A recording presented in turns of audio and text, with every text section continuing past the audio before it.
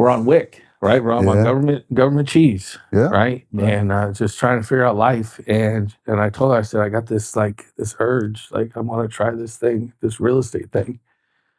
And I had no money to even get my books or the licensing. And she was like, just, if we're gonna go for it, we may as well go for it now. Oh, hell yeah. And I was like, what? Yes. Yes.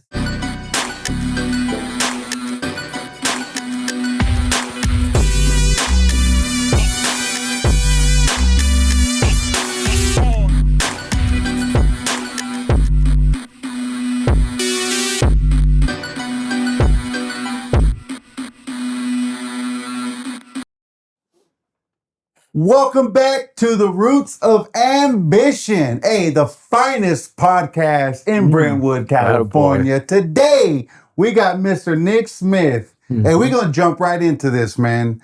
This guy jumped into real estate in 2010 when most people were saying, go that way, bro. Yep. The ship is burning. The ship is burning, bro. And the ship was burning. Yeah. They weren't wrong. Let's jump right into that, man. Yeah. You were telling us such a great story off air, bro. Let's hop right back into it. I'll jump right into it. 2010 is when I got licensed, right? But kind of if you rewind a little bit before there, I was in floor covering with my dad. He had a company that he owned, and I did floors for 10 years prior to that, right? Okay. And I started in floor covering because I got kicked out of school because I wasn't having enough credits to graduate, and I went to change a class. And they were like, bro, you don't have enough credits. You're not going to graduate. And I was like... In high school? This is high school, oh, yeah. Shit. So I went home, and I was like, dang. I said, Mom, kind of this thing happened today, right? Where they were like, you got to go, man. And I thought, I was like, it's all good. I'm fine. Yeah. I don't need that. Terrible concept at that age, right? Yeah, I thought I was better. We know everything. Right, exactly. Yeah, I knew. I had it all figured out at 17. So... couple different jobs, here and there, and then I started working for my dad, right? Yeah. And, we're up at 4:30 in the morning. We're laying floors, and we did well, and I learned a lot. Yeah. Right. At one point, we had 12 guys, 3 different crews. We were laying 1,000 yards of carpet a day, right? Just pumping through all new construction, homes, KB homes, right? So we were pumping through a lot of work. Some really cool projects we did, and then 2008 came, right? Yeah. And the housing market crashed, and we did new construction. Yeah. Well, your work was tied into housing. We had one avenue, right? Yeah. Right. So it was like the switch just got shut off. Dang. So what do you do, right? You got to pivot. You got to make some changes. And my wife and I were at our house, and we were renting a house that my grandfather had bought me when I had told him I was going to lose my other house because I didn't have a job anymore that I had bought from my parents, my childhood home that I grew up in. Right on. Bought that from my parents, and so we were going to have to do a short sale on it. And I was looking for investment properties for him. He was big into real estate, so I was looking for investment properties for him to purchase. This is before I had my license. And so I told him at one point, I was like, hey, I can't really do anything real estate wise with you right now. Right? I'm fighting for this one, right? And he's like, go find something you want to live in. We'll buy that. And you rent it. And I was like, awesome. Oh, yeah. Dude, you're a lifesaver, 100%. So we did all that, right? We were there for a long time. And I'll get into the story of how we got out of there later on. Yeah. But it was wild. But we're sitting there. My wife and I are sitting on the staircase. This was before kids? This was after my first kid. Okay. So my wife is pregnant with my middle child, my daughter. Right on. And how long you been married at this point? Oh, man. This is 2010, so we've been married 5 years. Okay. Yeah, we got married in 2005. Okay. Right? High school sweethearts? We met in high school, yeah. Okay. Yeah, we didn't date really in high school, but we knew each other in high school, and then connected later on. After, because I wasn't there anymore. Yeah. After they asked me to leave stuff. So we reconnected and started hanging out and stuff. I was managing the Domino's for a little bit. She used to drive to Lodi at 1 o'clock in the morning because that's when I get off work, and she would hang out with us. Anyway, we're sitting on the stairwell in my house, in the staircase, right? And we're on WIC, right? We're on government cheese, right? And just trying to figure out life. And I told her, I said, I got this urge, I want to try this thing, this real estate thing. And I had no money to even get my books or the licensing. And she was like, just if we're gonna go for it, we may as well go for it now. Oh, hell yeah. And I was like, what? Hell yeah. Yes. And so I did. And I used her credit cards for my licensing, for my books, for all the tests, for all the fees. So I didn't even have a credit card, right? Nothing. And I just completely screwed up her credit. Yeah. Be able to get it again, right? We didn't have a job, right? Yeah. And she's working at better hers than yours. No, yeah, I'm just that's what I said. Yeah, exactly. No, but it was a crazy time where we kind of just went for it. Okay, and bro. Hell yeah. and I was still working for my dad at the time, right? Yeah. Like we still had jobs. Yeah. We opened up a shop. It was called Final Touch Flooring.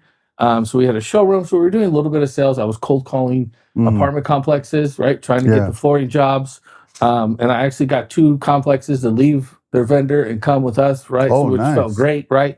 So we were doing a little bit of that. I started a landscaping company, right? I was out mowing lawns. So, and I remember when we were having this conversation, and I was like, I'm just gonna go for it. She said, yeah. And so then word starts to get out, right? And I had a family member tell me one day, he was like, you're crazy. Like he said, you're never gonna make it.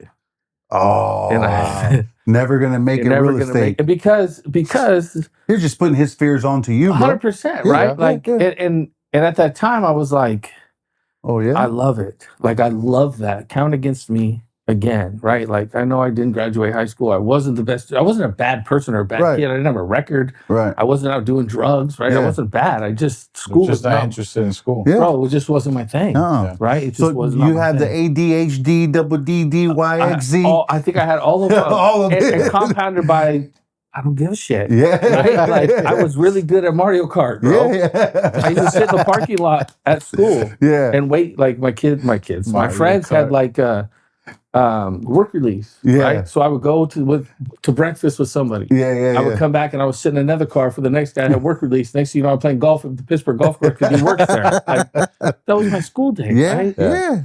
It's just, it just wasn't my thing at all. And I'm very old. My kids know all of that. Yeah. All of it, right? Yeah. And it sometimes it comes back to bite you when they're Yeah. like, you didn't even graduate. You did it. Yeah, right, exactly. But I always tell them, I'm not the standard. No. I'm not the standard, exactly. right? That's a very low standard. 100%, You got to yeah. be better. So anyway, I jumped in 2010, man, and it's all Jeez. short sales, right? So it wasn't even like Would fun. you started with that? Yeah. Sure. Oh, because of the whole recession. shit. Exactly. Yes, So everyone's everybody- losing their yes, houses, right? Yes. Right. So I would be in the office for hours yelling at banks. You're going to let them just foreclose on this house? Who do you guys think you are? Like, I'm mad Yeah. because you guys are just, and I had no concept of actually what was happening. Yeah. I was so green in the industry and in business I and was just working gonna on ask, my own, yeah. all of that, right? Yeah. But I had a passion for I For the knew this people. family Yeah. had lived in this house for 5-6 years and we're going to lose it. And not even because they did anything dumb, right? Like it wasn't, I mean, you're always responsible for your actions and what happens to you, but there's some circumstances where it's like, dang, that's a family that's going to be, what are they supposed to do now? And you're a bank, right? You're this big conglomerate. You got all this money, right? Like, help these people. And there was just zero and it would take 9 months to close, right? It was like forever. You're arguing with them. I mean, your file is this deep of paperwork, all the logs every time you talk to them. It was crazy. It was like, but I remember I got that first check and I was like, ooh, this real estate thing is cool, right? It was like $1,200. I was like, I'm high on the hog. I got this, right? And then I learned about taxes and business, and I was like, we're gonna need a few more of those. And that's the whoops. Whoops. Yeah. Oh, that's why you have CPAs. Yeah. Yes, got you. But So- you were learning and moving at the same time, bro. Well, we didn't have a choice, man. And I mean, my wife is everything to me, right? And so, Hey, shout out to wife. Man, shout out to wife. She is, yes, she doesn't get enough credit. Maybe she does. Actually, everyone says I'm way better of a human because of her, but it's true. Yes, Like bro. we sat there literally on WIC, pregnant with our second child, no clue what we are gonna do, and she said, "Go for She it." was Like, with you. Yeah. right? She was with you. Yeah, and so like now it's like, Blessed, homie. why do you do what you Blessed. do? What because of that? Well, right? we always ask this question for the same reason as like how important it is to pick a good partner. Yes. So that was And I so, was like, gonna ask. What advice would you give, or what advice you give to your kids? Yeah. Especially your choosing boys. a partner. Oh. Like what does that look like? Well, yeah, no, it's a great question, and I think more than what I tell them is what I try to show them, right? Like my son, I can have these real conversations with. Like if my son, you know, he's 18 now, he's in Florida, he's in the Marines, like he's doing his own thing right now. But there's no doubt in my mind if he finds a girl that's out there, somebody he's interested in, he's going to do the right thing. He knows how to be polite. He knows how to open doors. He knows how to take care of. I remember you showed him. Yeah, when his freshman year of like high school or something, he's going to a dance, and I'm having this talk with him. I'm like, okay, this, you know, he's like, Dad, why? He's like, I got it. I know she doesn't pay for anything. I open the doors, and I was like, oh, all right. Like, did your mom tell you this before I talked to you? Like, yeah, no. But no, he's seen it. Yeah. He's seen it, and not to put myself on any type of pedestal whatsoever, right? Like, I'm 100% human. 100%, right? There's a ton of flaws in me too. Absolutely.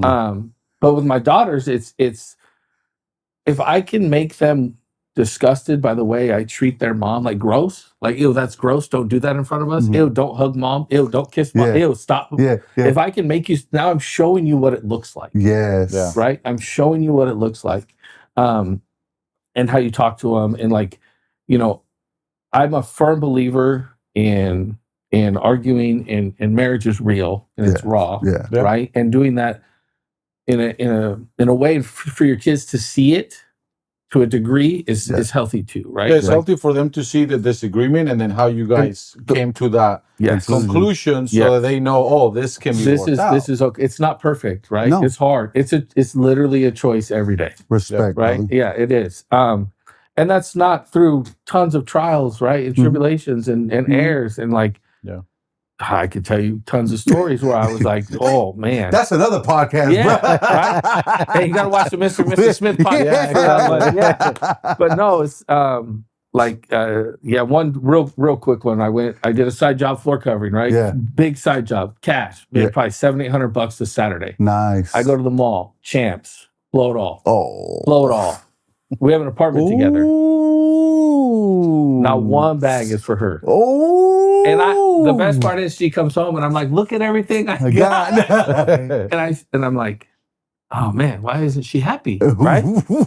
Well, it's pretty obvious why she's not happy, bro. Like I'll never forget that lesson. Ever. Right? Like so selfish in the beginning. Thank God that was before kids, and like we were able to grow together, right? We dated for a while, we got engaged, we got married, then we started a family. Like we kind of followed the traditional way of doing things, right?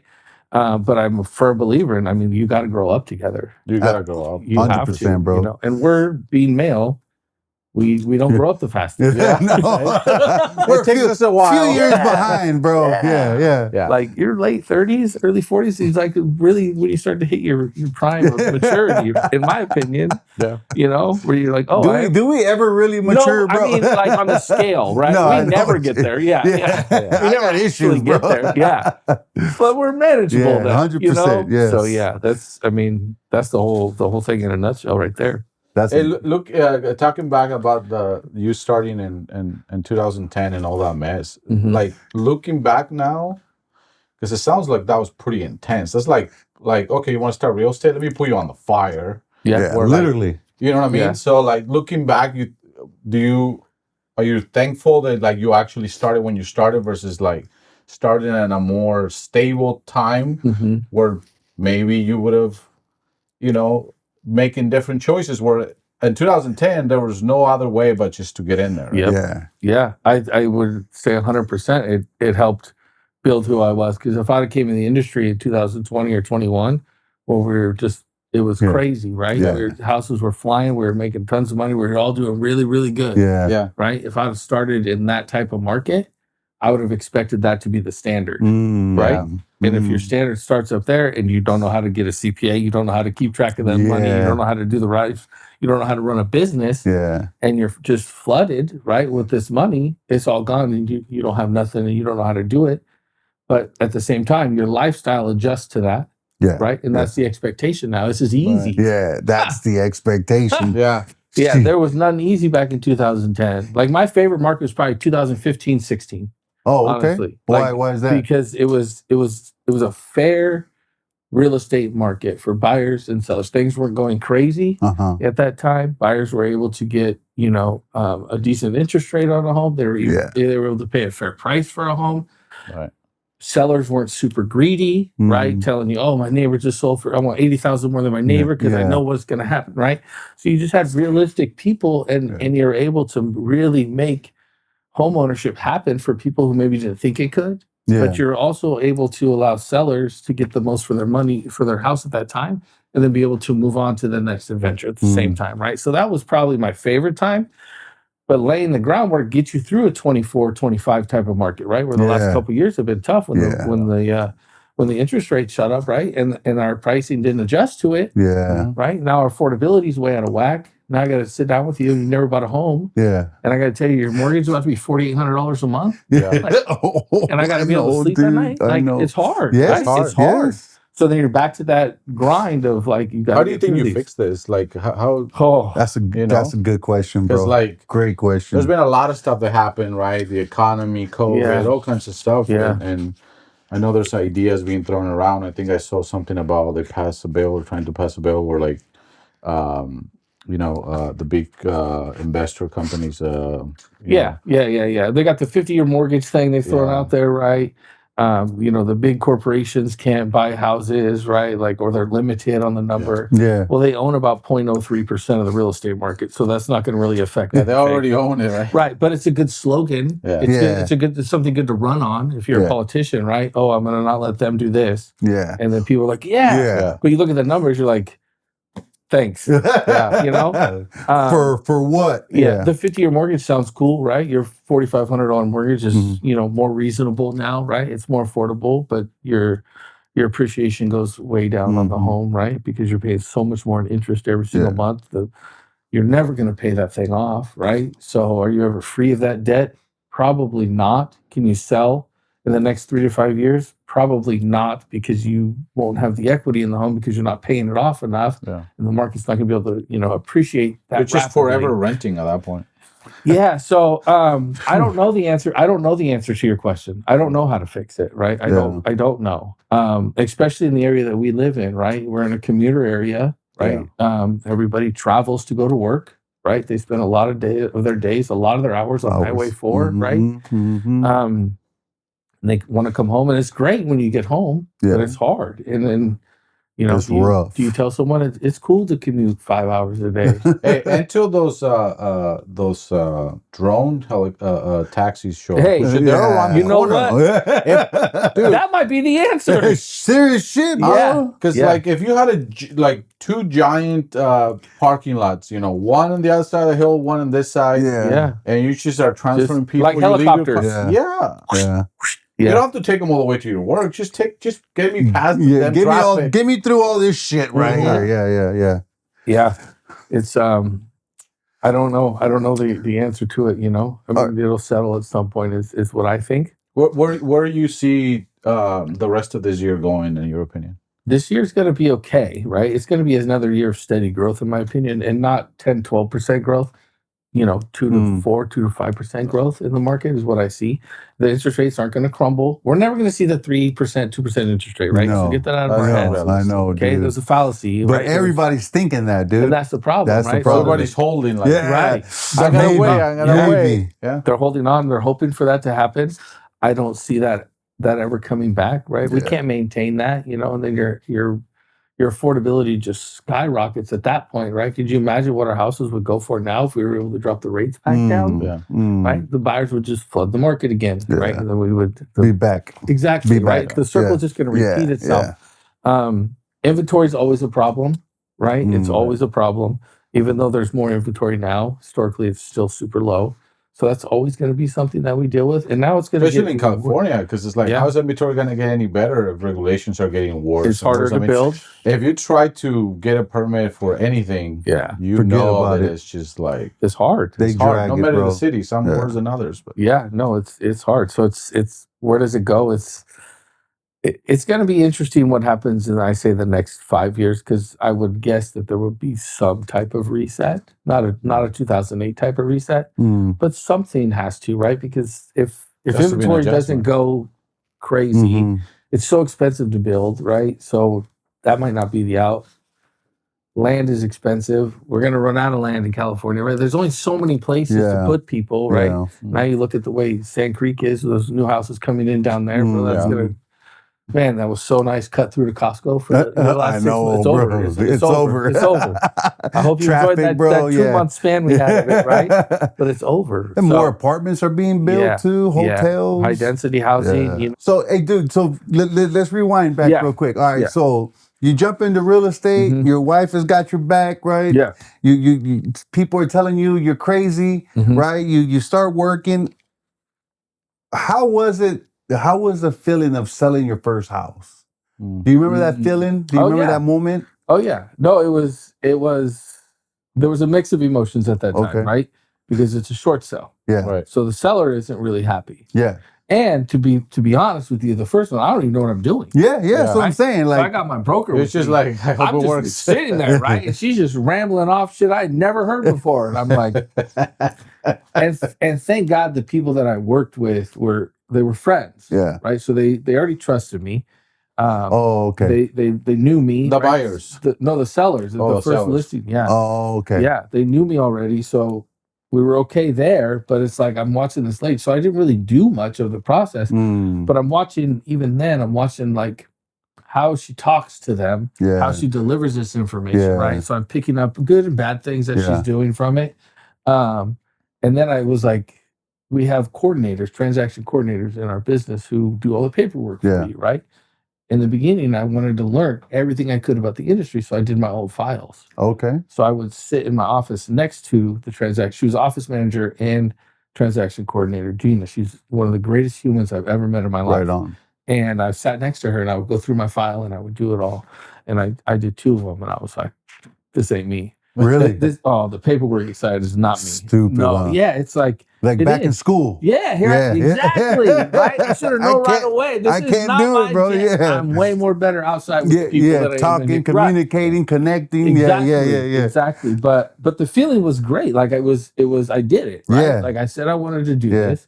The test was hard. It was hard because I wasn't a studier. I wasn't a student. So even getting my license, right? When I saw that I passed.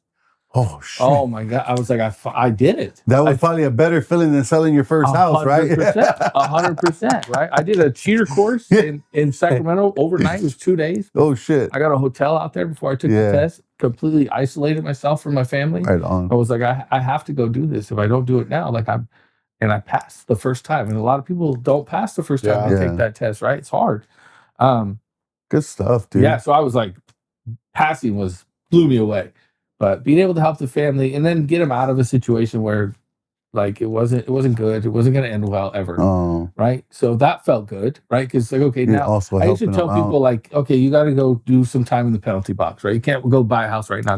Just do the short sale. Yeah. So you're going to go rent. You're going to do some time in the penalty box. And in a couple of years, we're going to come back and we're going to get you back in the market. That's right. Right. And that was always the strategy kind of going into it. So it made the conversation that once you figured that part out, like it wasn't a death sentence. Yeah. Right. But also there's emotion. They bring kids home to that, right? They have birthday parties there. They've had holidays there. Yeah, you're going from a house to an apartment. Yeah. Right. You're not the owner anymore. Yeah. Right? It feels like a failure. You do, right? You messed up a dream. Yeah, right. So how do you navigate those conversations is very challenging. You learn a lot. Because it's like, it's not, it's different than just like, losing another financial thing. That having a house is literally like a dream that we've been sold through your whole movies, life. cartoons, people, everything. So it's like that failure is at a different level, right? Because it's like you're basically saying like this is a dream and I couldn't do it. Right. I wasn't good enough, right? I didn't belong in that homeownership club. That also probably taught you a bunch of lessons because you had to have a lot of those conversations. A lot of them. All of them were basically like that, right? And I went through it myself. Yeah. Right? Like there ain't no better story than sitting down and saying, hey, I bought this house off my parents. My dad carried part of this loan so I can get in here. Yeah. And I had to call them and say, hey, I'm gonna lose the family house. That's a tough call. Yeah. Right? Dude. Yeah. But they were awesome. They were like, you know, they totally understood. Right? How was that feeling before you called them? Like when you realize like there's no. You know what? It wasn't like the worst feeling because I know my parents, right? I know their heart.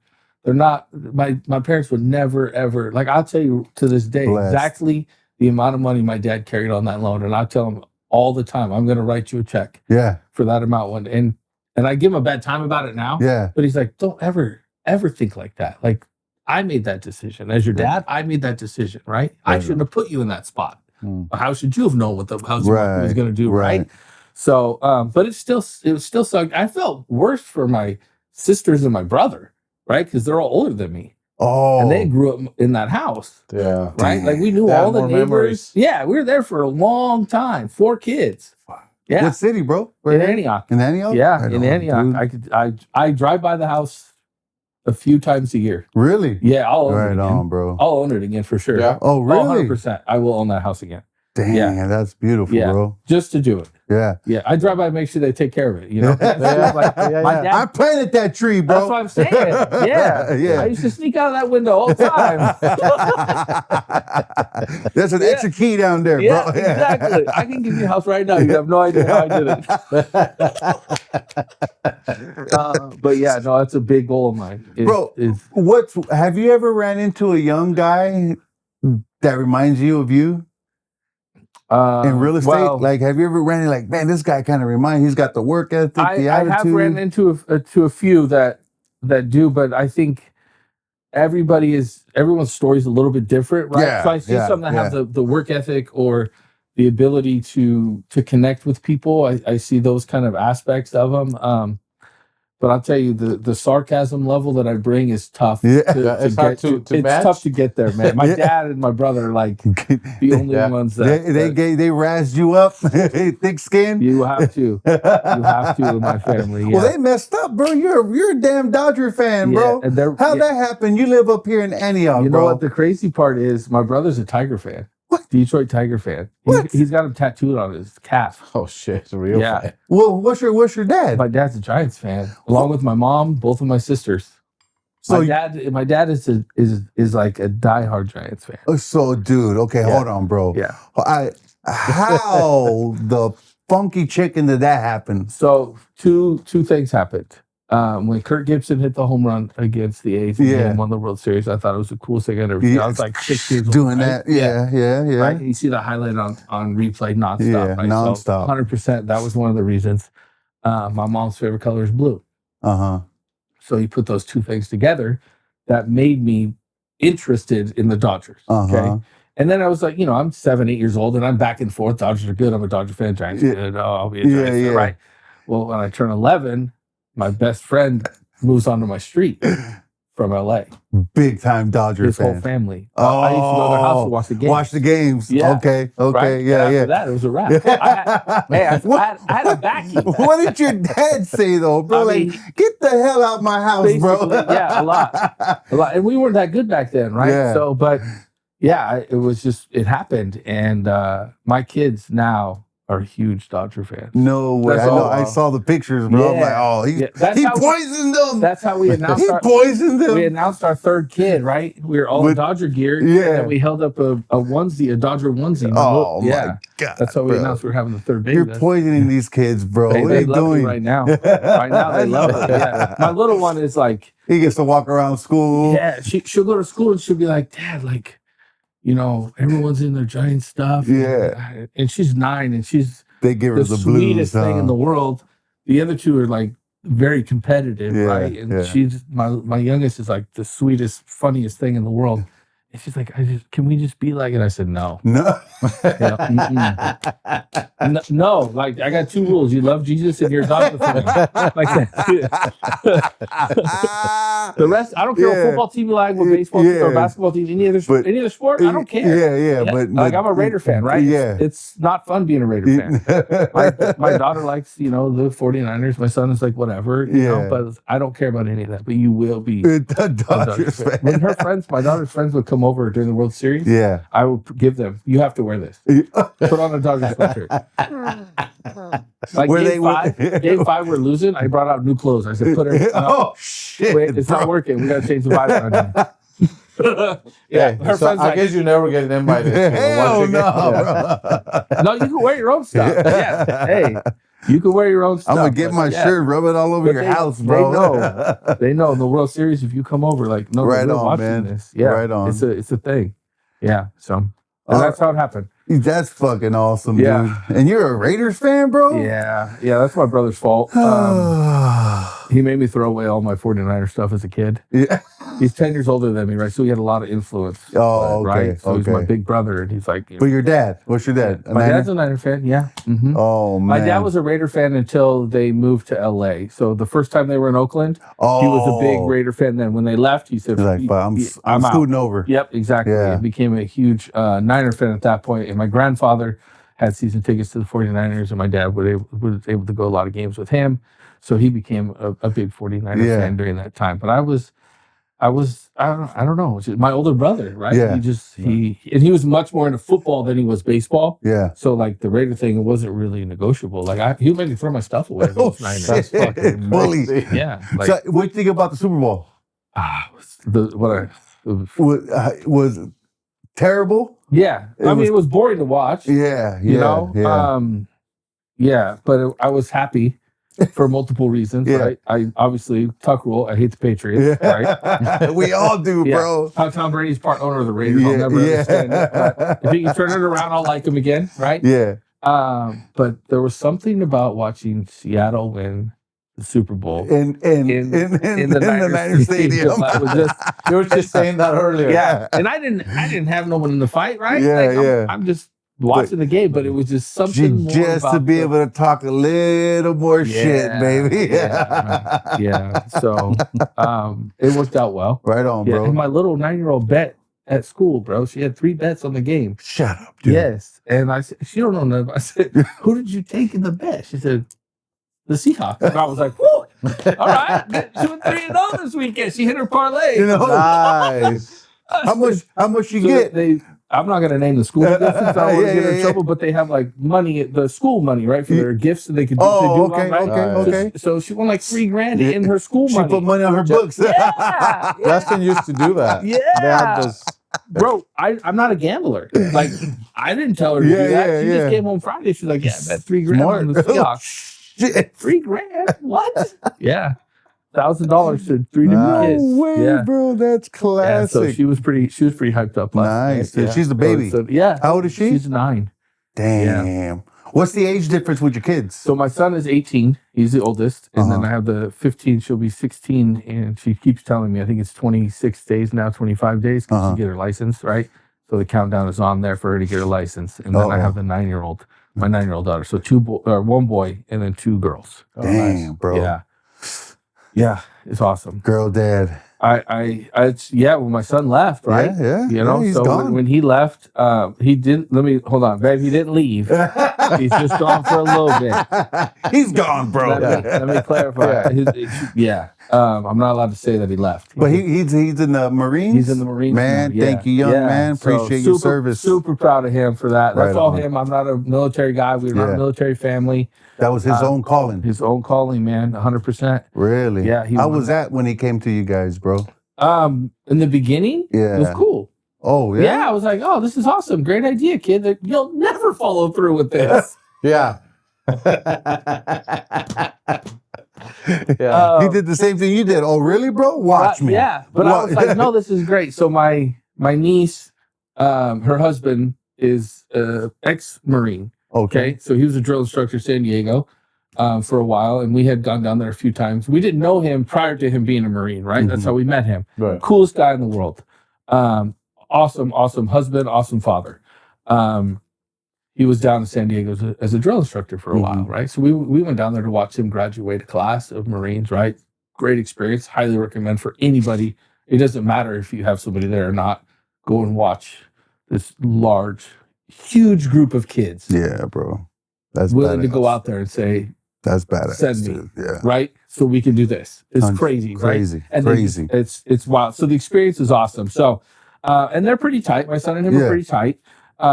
Not saying he had a large influence in it, but there was probably some influence in that when he saw it, you know? And then he did great in school, right? He had like a 3.8 when he graduated. Right? Oh, shit. Yeah. So good, bro. Yeah. He did really well in school. So it was never on our radar at all, right? It was college. That was our thought, you know. He really wanted to play baseball in college. He hurt his arm when he was a junior, and kind of squashed any opportunity that he may have later on, right? He was a late developer, so he had a lot of innings left in his arm. But he got hurt, so that kind of changed his mindset a little bit right there. But he came home and he was like, "Yeah, I'm going to go to the Marines." And we're like, "Cool," you know. He started going. He joined as like a parolee, and then they go do the workouts. And, you know, he's hanging out with the guys and whatever. It's all good. And then he came home and said, "I signed the papers." Oh man! And I kid you not, I walked out.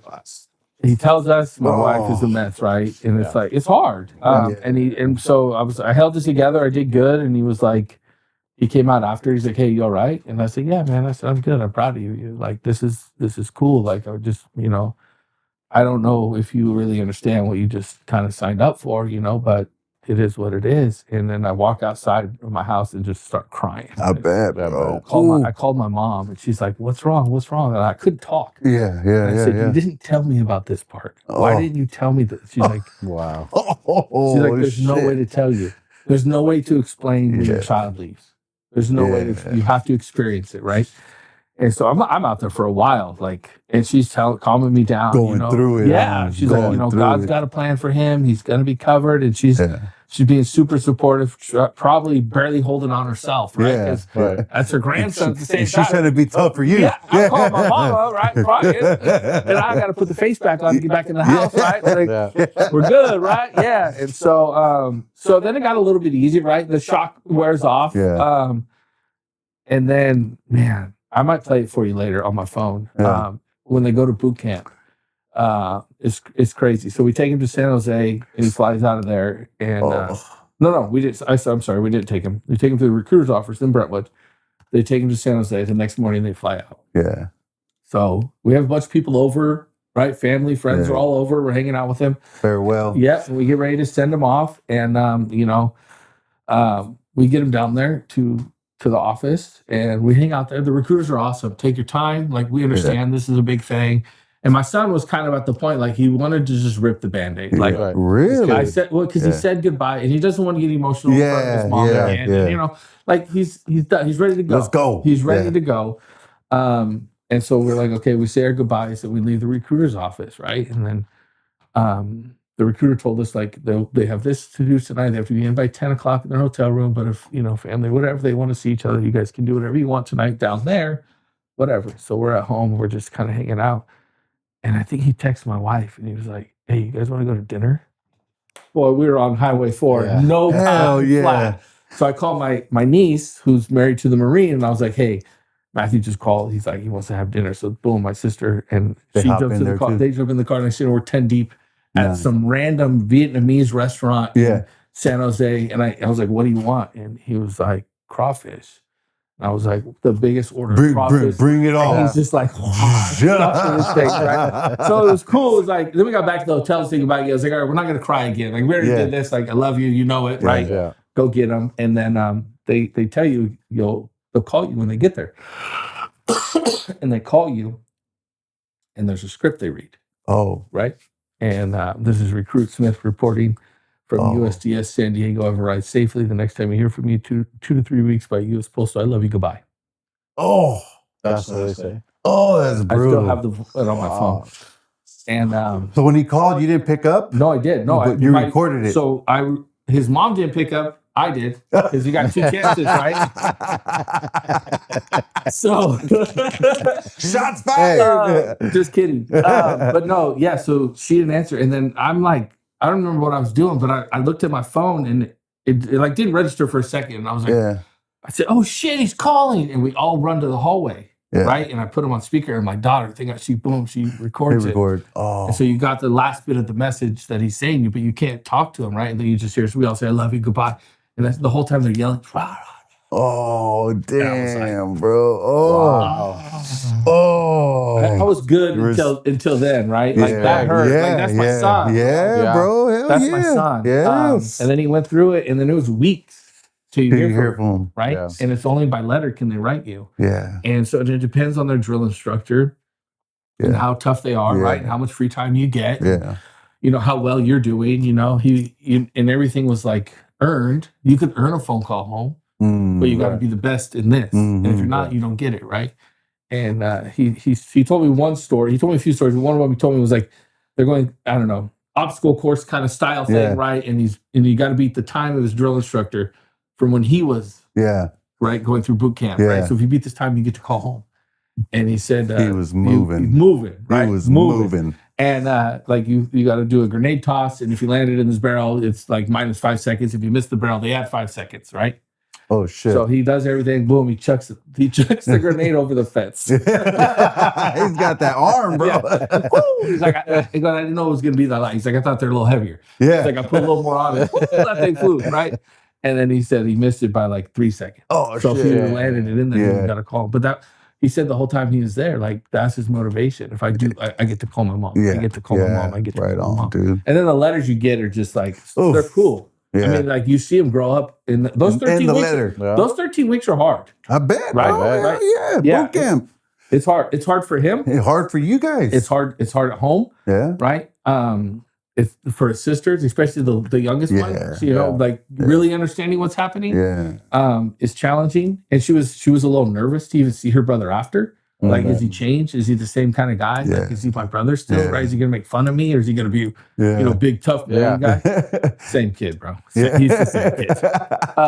But yeah, it was a wild 13 weeks. And you just read through the letters and you see their growth, the maturity. Man, I really didn't know how much details. Man, I miss doing this with you guys. I can't wait to come home and take my sisters to go eat. I'm like, who is this guy? What? So awesome. Yeah. But he understands though. Yeah, like the importance of the family. And I think when you're in the barracks with those, 80, 90 guys, whatever it is, right? And you start hearing where some people come from. Yeah. And you come home from a two-parent household. Yeah. You got siblings, you got a roof over your head, you never worried about a meal. Like then you become more grateful for what you have. And I think you don't realize what you have until you don't have it, right? Because that's normal to him, and to you like, wait, you don't have this. Yeah. I was excited for him to kind of get that out of it. But I mean, he got some great. I mean, the kid put on like 16 pounds of muscle while he was gone. He came back thick necked, like he did well. You know, they do young crucible, man, bro. The crucibles, like their big test at the end, right? That they do. And his drill instructor told him they give him this pen, the Eagle Globe Anchor pen. That's when you become a Marine. And he said, Smith, you deserve this. You earned it. That's and right. to hear that from a guy who's not calling you anything nice for 13 years, kind of a big deal, right?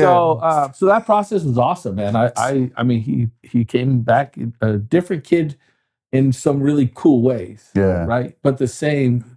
I mean, if he was home right now, he'd be on his PlayStation, right? Messing with his buddy. So what kind of ways, bro? What did you learn from being a father to him as he grew up, bro? What did you learn? His heart.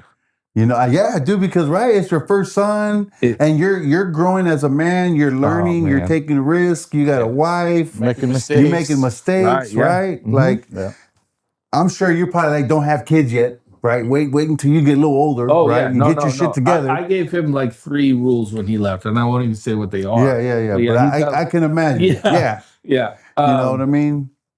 And that's almost like not encouraged, but like that happens a lot in the military because you're by yourself and you're lonely, right? You need a companion, and you make more money. Yeah, right. You make more money, so and you don't got time to really spend it, so you spend it on dumb shit. Yeah, right. Yes, exactly. So, man, with him, it was a lot of learning. You know, I remember, I don't know if you guys remember the Mexican restaurant in Antioch, Little Manuel's. No, not Little Manuel's. I apologize. La Plaza. Okay. We used to go there back in the day growing up. And I remember eating there. He's in a high chair. Yeah. Eating. And he spilled. Like, how old was he? On 2, 4. Okay. Look, he's in a high chair. Yeah. No clue what's going on. Yeah, he's doing baby shit. Here I am pitching him under the table. Because he's spilling. I'm like, you don't behave like that in public. Like, what? Yeah. What? That's terrible. Yeah. That's terrible fathering right there. Yeah. Prime example of a huge mistake. I was so hard on him when he was so little, right? Because my ego lived through him.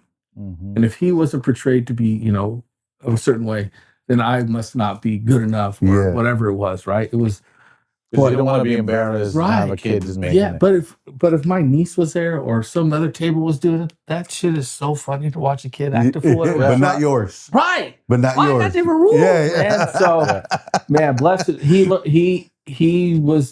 learned. Yeah. We learned through him, right? And I think that happens a lot with your first child, because there's no book, there's no rules, you just You're go learning, off of bro. what you feel, right? And so we learned a lot with him. How old were you when you had him? Let's see, I was 21 when I got married, 22 when I got married. So I was 20. Baby, I was 24 when I had him. Yeah. 24, 25 when I had him. So I'm still dumb. Absolutely. Yeah. But we spent a lot of time together. He played baseball his whole life. I got him in baseball when he was 4 years old. You coached him too? I coached almost 20 years in baseball. Yeah. Oh, wow. But a lot of that, it was cool. It was great. We had a ton of fun. But again, there was a lot of ego involved in that too in the beginning, right? There was a lot of if I'm not the best coach, and not to be fair, but there was a standard set. My dad did 30 years. Damn. Right. So he set the bar already before me. Yeah. And he's well known. In Antioch Little League, he was well known. Oh, really? Yeah. So the guys I was coaching with or against either were kids of guys that he coached against or guys still in the league from when my dad was there. Wow. Right? So the standard was high. The expectations of. Yeah, but on myself. It wasn't by my dad or by the league, it was by myself, right? So he set Shout out to dad, bro. He set That's the bar amazing. high. And he coached both my sisters. Softball. You ever coach softball? Yeah. That's a whole different beast. It's a different. Not only is it like coaching girls at a certain age gets very challenging, right? Yes. But it's a completely different game than baseball too. Yes. So to be able to separate the two of those things and have success in both of them. Yeah. Man. Respect. So he was always like, that's the goal, right? Yeah. But yeah, I coached for a long time with him, and I tried to validate myself in coaching through my record and like just dumb shit instead of making memories and hanging out. Yeah. Like it was just I didn't do it right for a long time. Yeah. And so that's how you learn. That's the 100%. And I'm okay with that, right? I'll tell him all the time. He knows. Yeah. He knows 100%. I learned a lot raising you. So you grew a lot faster too, right? Yeah, you know what I mean? Yeah. Definitely. And then you follow it up with girls. And it's like. So are you the same dad to them than you were with him? No, right? No. So I'm a firm believer that every child gets a different father. 100%. Yeah. I believe that because for me, it was like, I changed a lot with each kid. Right. Right. Well, imagine if I never did. No, but there is some, well, a lot of people, there's some guys that are like that, bro. You're right. You're right. There are. And that's sad too. It right? is. It's 100% sad, bro. If you can't learn to swallow that ego and that pride, it's tough. But that comes through relationships too, right? Like I had great mentors growing up. My pastor, when I was going to church, he was a great man and he was a great father, but he was a good person. Right. Like he was a real person. Right. So you learn from people like that. You watch them. I watched my dad do it. My parents have been married over 50 years, right? So I had I had the blueprint right in front of me growing up, but I'm way different now. Like my son, if he sat down right now, he would sit here and tell you, there's no way I would get away with half the shit my sister said. That's what Danny says all the time. My son tells my daughters, I paid for your sins. 100%. I paid for your sins. and not only is it you get better, but raising boys and girls is different too. Yeah. Right? I can't raise you the same way. And plus the heart of my 15-year-old daughter, she knows that. Yeah. She 100% knows it. Right? 100%. 100%. Come over here. To your face, I am the most spoiled kid in the world. Yeah. My dad spoils shit out of me. But she's like, I'm not an asshole, too. Yeah. Like, I'm not an asshole. Yeah, absolutely. But I'm spoiled. Yeah. I know how to play the game. She does. Yeah, exactly. Hang out with him every once in a while. The puppy dog eyes, you know. Watch a Dodger game with him every once in a while. Yeah. Let me give him some love. Yeah. Let me give him some attention. Yeah. You want some popcorn? Yeah. How would you describe each one of your kids with one word? Ooh. Wow. Hot seat. Don't mess up, bro. They watching. No, I think that the youngest one is the easiest one for me probably, and that would be humor. The one-liners that kid comes up with. I'm telling you, and maybe it's the YouTube thing with kids, right? Because that's what they watch now. They don't watch cartoons anymore. They watch YouTube, right? And they watch kids on YouTube. Yeah. But the stuff she be just coming up with, the jokes she tells me, and you're like, what'd you say right now? Dying. Like, I can't parent that. You know, right? I can't even be mad. Yeah. I think my son, The word wisdom keeps coming to my head with him. Okay. I think he's wise beyond his years. He has a level of maturity he refuses to show people, I think. And you're seeing it now when he's on his own. Yeah. So there's a lot of wisdom in that young man that he doesn't say. He's not a vocal, he's not very outgoing, right? He's not an extrovert like me. Yeah. Right. He's like my wife, very introverted. Okay. But he tells me all the time that my friends' parents love me. Everyone loves me everywhere I go. And I'm like, what? You talk to me? He's like, I just don't talk to you. Like, you know, like, wow. All right. Same thing with me and my son. Yeah. The middle one, I don't know if there's one word to describe that one. Spitfire comes to mind. Tornado? No. Yeah. Hurricane? Man, strong-willed. I There mean, you go. Like, but it's like a CEO would probably be how I would define her. Shit. Yeah. Oh, I like that. Like, she's gonna do what she wants to do. Nice. And be successful at it for sure. Right. How she gets there, Yeah. she might just hurt everyone that's ahead of her. You know? If you ain't cheating, you ain't trying. Yeah. So which was your favorite? My wife is my favorite. I almost got him. No, they do that one to me all the time. Yeah. My little one always says that to the older two, though. Hey, you guys all know I'm dad's favorite. Yeah. Walk around the house saying so it. I always go to each one of my kids. Hey, you my favorite Garcia. Yeah. To each one of them. Piss them all off, dude. Right now, I like you the best. Yeah. You know?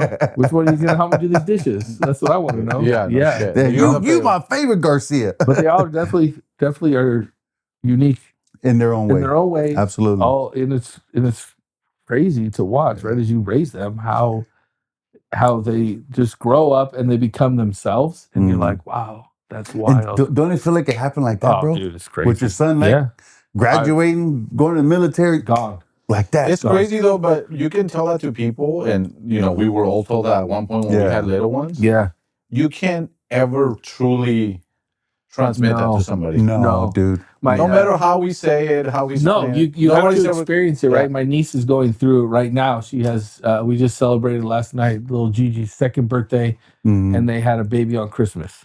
So she's in 2 under 2 right now. Oh. Right. And she was posted something about being in the middle of it and like it's crazy, right? Yeah. And that was my first thought is like enjoy it, right? It goes by fast. But how many other people just told her that? Yeah. I know, right? Like you can't it doesn't matter. There's no way to express that. Yes, it goes fast. It feels like hell right now. Yeah. Because you're going through it. I said at some point you guys are all gonna be on vacation and they're gonna be independent. Yeah. And that's gonna be awesome. And you're gonna miss the times they're like they wouldn't stop sleeping in your bed. Right. And stuff. Now when they're independent, want nothing to do with you, like shit. Yeah. Like, I miss those days. Right. I walked in my 15-year-old's bedroom today when I got home, right before I came here.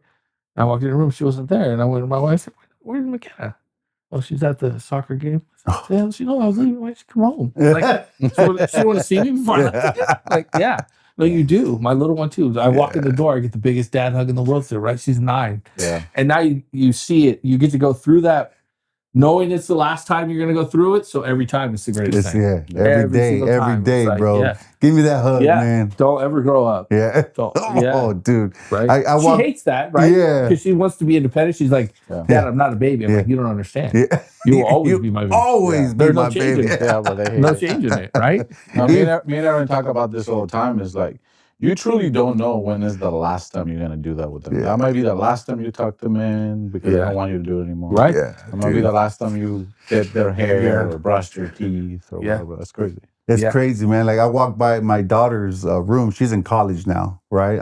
Every time I walk by her room, it's empty. Yeah. And her bed's nicely done. Like usually when her room was a fucking wreck. Yeah. Right? So she came recently for a week and a half or 2. And it was crazy. It was like, damn, like she's gonna be leaving again, bro. Right? So I, she's laying in bed. I go in there and I hug her. I'm like, oh, just leave your room like this. It's okay, girl. It's okay. Before I'd be like, pick this shit up. I went through the same thing with my son. Oh, dude. Because there was a tornado in there. And I would be like, bro, hey, what's going on, man? And then he left, right? Went to boot camp. Yeah. And my wife and my daughters, they cleaned it all, his room all up. He left it a mess, bro. He didn't even try when he left. What am I doing? I can't yell at him. Yeah. Guy's gonna come back and kick my Can't even ass. call him. Yeah, can't even text him. His phone is off for 13 weeks, right? But he was able to come home for 10 days. Yeah. No, he got to come home for 17 days, and then they go back for MC3 training, right? But they broke that up because of the holidays. So he actually came home for 17, left for 2 weeks, And came back for 2 weeks, and then left again, finished his last 2 weeks there. The last time he went back down there, that was the hardest one. Oh. Right? Because you knew. Because he goes down to San Diego, to Florida. That's where he's at now. Does his schooling there for however long that takes. Right? So maybe September, whatever the time frame is going to be there. And then he goes somewhere for 4 years. Damn. That one was hard. So I got to ask you this serious question, bro. All the controversy and chaos going on in the world with fucking possible wars and all that, does that cross your mind, bro, with your son? Or do you? Yes, it does. It does. But because as soon as you said it, bro, like for me, I started panicking for you. Yeah. Like, fuck. So part of it is we didn't set him up to go to the military. Right. He graduated with a 3.8. Right. So he tested very well. Right. So his job in the military is air traffic control. Okay. So he'll be in the towers. Nice. Right. Okay. Not saying he won't go to crazy places and see some crazy stuff, right? Because you're in the military, so you never know. You never know, right? Odds are he won't be out there doing that stuff, the combat stuff. He wanted to go into recon originally. But that was in the beginning. Right? My heart just sunk. But when you get into it and you start to learn the avenues that are open to you, right? Like they put people in the best position to make our military function at the highest possible level again. Right. So the smarter guys do the smarter jobs. The less smart guys get guns and they say go that way. Right. That's kind of how it works. But him being in air traffic control helps keep him away from being in the front lines of those things. That I rely on a lot. My faith I rely on a lot. And pure being naive about the whole thing. Not knowing, right? Because I don't know what it's like. I have no clue. My dad was in Vietnam. He's got some crazy stories. Oh, really? Yeah. Oh, shit. But I don't have any of that first. What did your dad think about when you talked? He didn't want him to go. Not at all. Yeah, no. I mean, he was there. He saw it. You know, he lived it.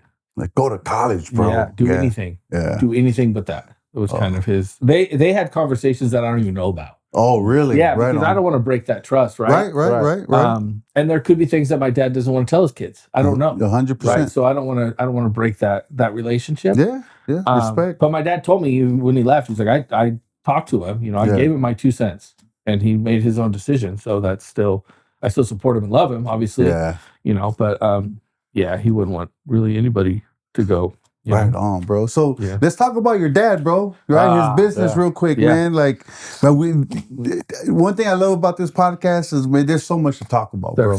So many different stories. We all come from different walks of lives, different experiences, different careers, right?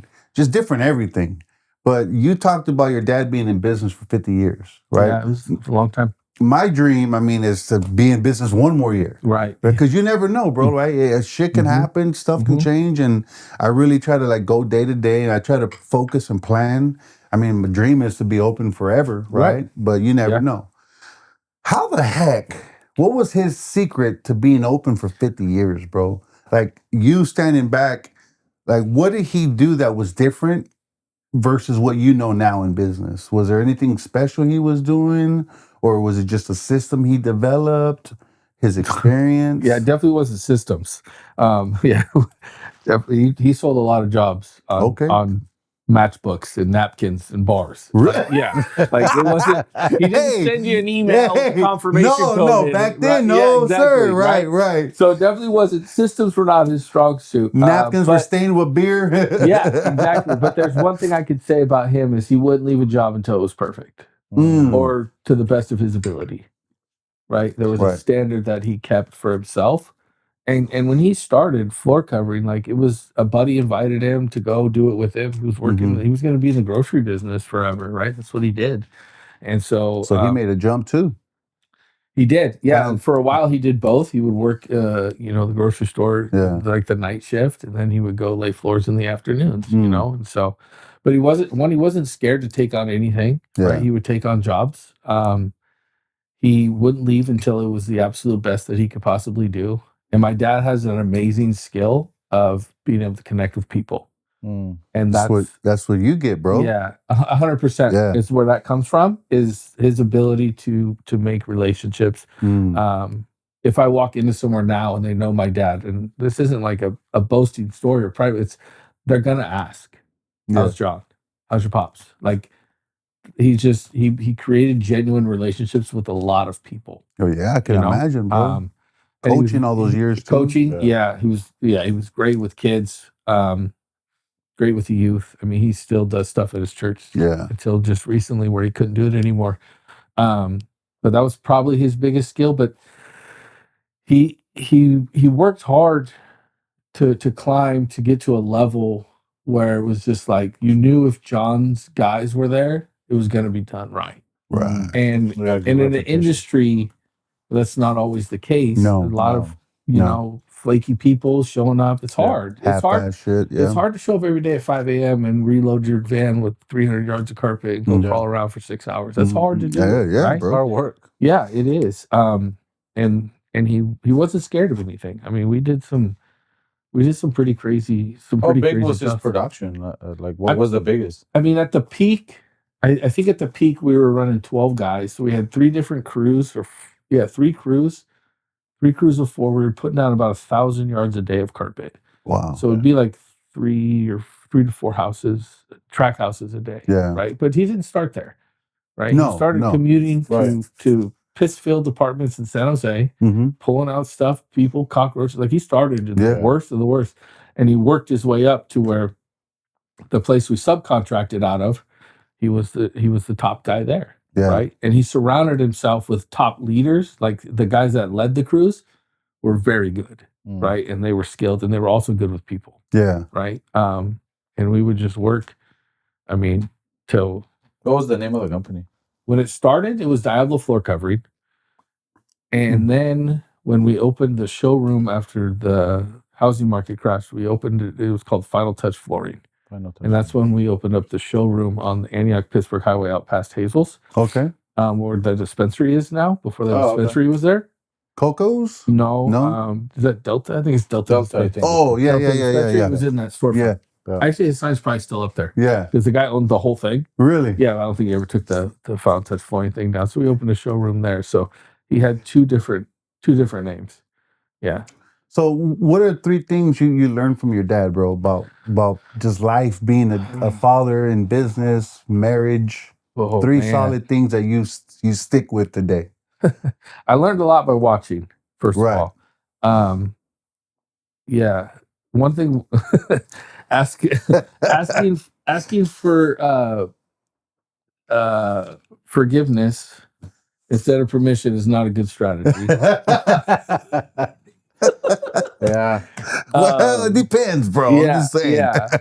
No, just being genuine, like a high character human is I think one of the greatest things I've learned from him is he's a man of high character. And it was like, just like last week, he sent me out to do this project that he took on at his church. He wants to re-landscape the front of the church. They got different water sources coming in from all over the place. You got to find the main water source. You got to be able to control it because he wants to re-landscape the whole thing. Okay. Yeah. So my dad, because of his health right now, isn't able to go. Oh, okay. So he sent me to go do this job. Yeah. And I went out there, spent a day out there, and I'm digging gopher holes, right? Like muddy, trying to figure it out. Trying to put this puzzle together. Yeah. And I'm calling him and I'm giving him updates, and he's like, no. I can't figure it out. Right. Yeah. So I went back another day. And when I showed up that day, I was like, okay, I'm not leaving until I do this. Yeah. I'm not leaving. And he was actually in the hospital that day. And I was able to call him or my brother, because my brother was there and he was relaying the message. Yeah. It was like 5:30. And I was like, tell Dad I figured it out. Nice. I solved the problem. And it wasn't me alone. I had helpers there helping me. But I think that's one of the things he instilled is like, you're asked to do something, do it to the best. Like if I wasn't gonna be able to look at him and say I can't figure this out, I'm gonna tell you that, bro. Like you're gonna be so mad, right? I'm trying to calm you down right now. You got a lot of stress in your life, right? I better be able to solve this problem, but we're able to come up with it, and it was wild. Like the main water line, they sold part of the property on the church years ago, so there was houses in the way. Now the main water meter was in between two houses. It was shit. Yeah, it had one main line that was below all the other feeder lines, so we had to find that, trace it. Like it was a process, right? I'm not a landscaper, right? I gave that up a long time ago. You know, it didn't work out. It didn't work out. Yeah, there's a reason I went strictly real estate, right? Landscaping wasn't it, but I was determined to like figure it out, and I think that comes from him, right? You know, and kind of setting a standard at home, what it looks like too, right? Like him and my mom produced 4 productive people, my brother and my 2 sisters, right? So I have to carry that forward and be like, here's my contribution, here's my 3. Right? And again, not perfect, not amazing all the time, right? Life's hard. Absolutely. And there's all types of struggles that are involved in it, but being able to just and go to him and be like, hey, this is what's going on, right? Like, this is what's happening. I can sit down with him tomorrow and be like, Pops, all hell broke loose. I need help. Your dad sounds like an awesome man. He really is. Blessed, bro. Yeah, no, Blessed. He is. And my mom is awesome too. I do give a lot of credit to my dad. But if you ask my brother and sister, like he's awesome. Yeah. But they had a completely different childhood than I did. Right? They grew up different dad. They grew up when he was working both jobs. Yeah. Right. But he still coached. He was still around all the time. Wow. Right? Like, 2 jobs and still coaching? Yeah. So like he did a lot. So I got we had executive days, right? Where it'd be like, hey, let's go play golf. Yeah. That's what we did. We started a golf club. Right? Like I got that version. We went to we took a trip on the coast, California, and stopped and played golf courses. Oh wow. Me, my mom, and my dad. So my childhood compared to my siblings, different. Different. That's like Camila right now. Yeah. What's the best advice your mom's ever given you? Oh, well, I wish you would have told me about my son leaving before he did. That would have helped. That would have helped. Yeah. One thing she always told me is when your kids will look you right in your face and lie to you. Yeah. And I was like, my kids will never do that. Bullshit. Never. And I didn't believe it for a long time. Like, that's crazy. Like, my kids, we were very open. We talk a lot. There's not a lot of things they don't know about me, right? Or their mom. But no, they use it to their advantage. 100%. 100%, bro. Like a flute they play me, bro. Yeah. No, they just straight face lie to you. Yeah. And I didn't believe that one for a long time, but I do now. I fully believe it now. Yeah. 100%. Your kids be like, I got him. Yeah. He believed the whole story. Yeah. They'd be wild. Just wildlife too. Yeah, absolutely, bro. Absolutely. What? Wow. So let's shoot back to your real estate, bro. Yeah. Let's get on the real estate traction because I got some questions for real estate. Like, what's the one thing most new home buyers get wrong, real quick, bro? Ooh. Because you hear so many stories about people not knowing or getting suckered or just doing things they shouldn't have done or just not working with the right real estate agent or being lied to.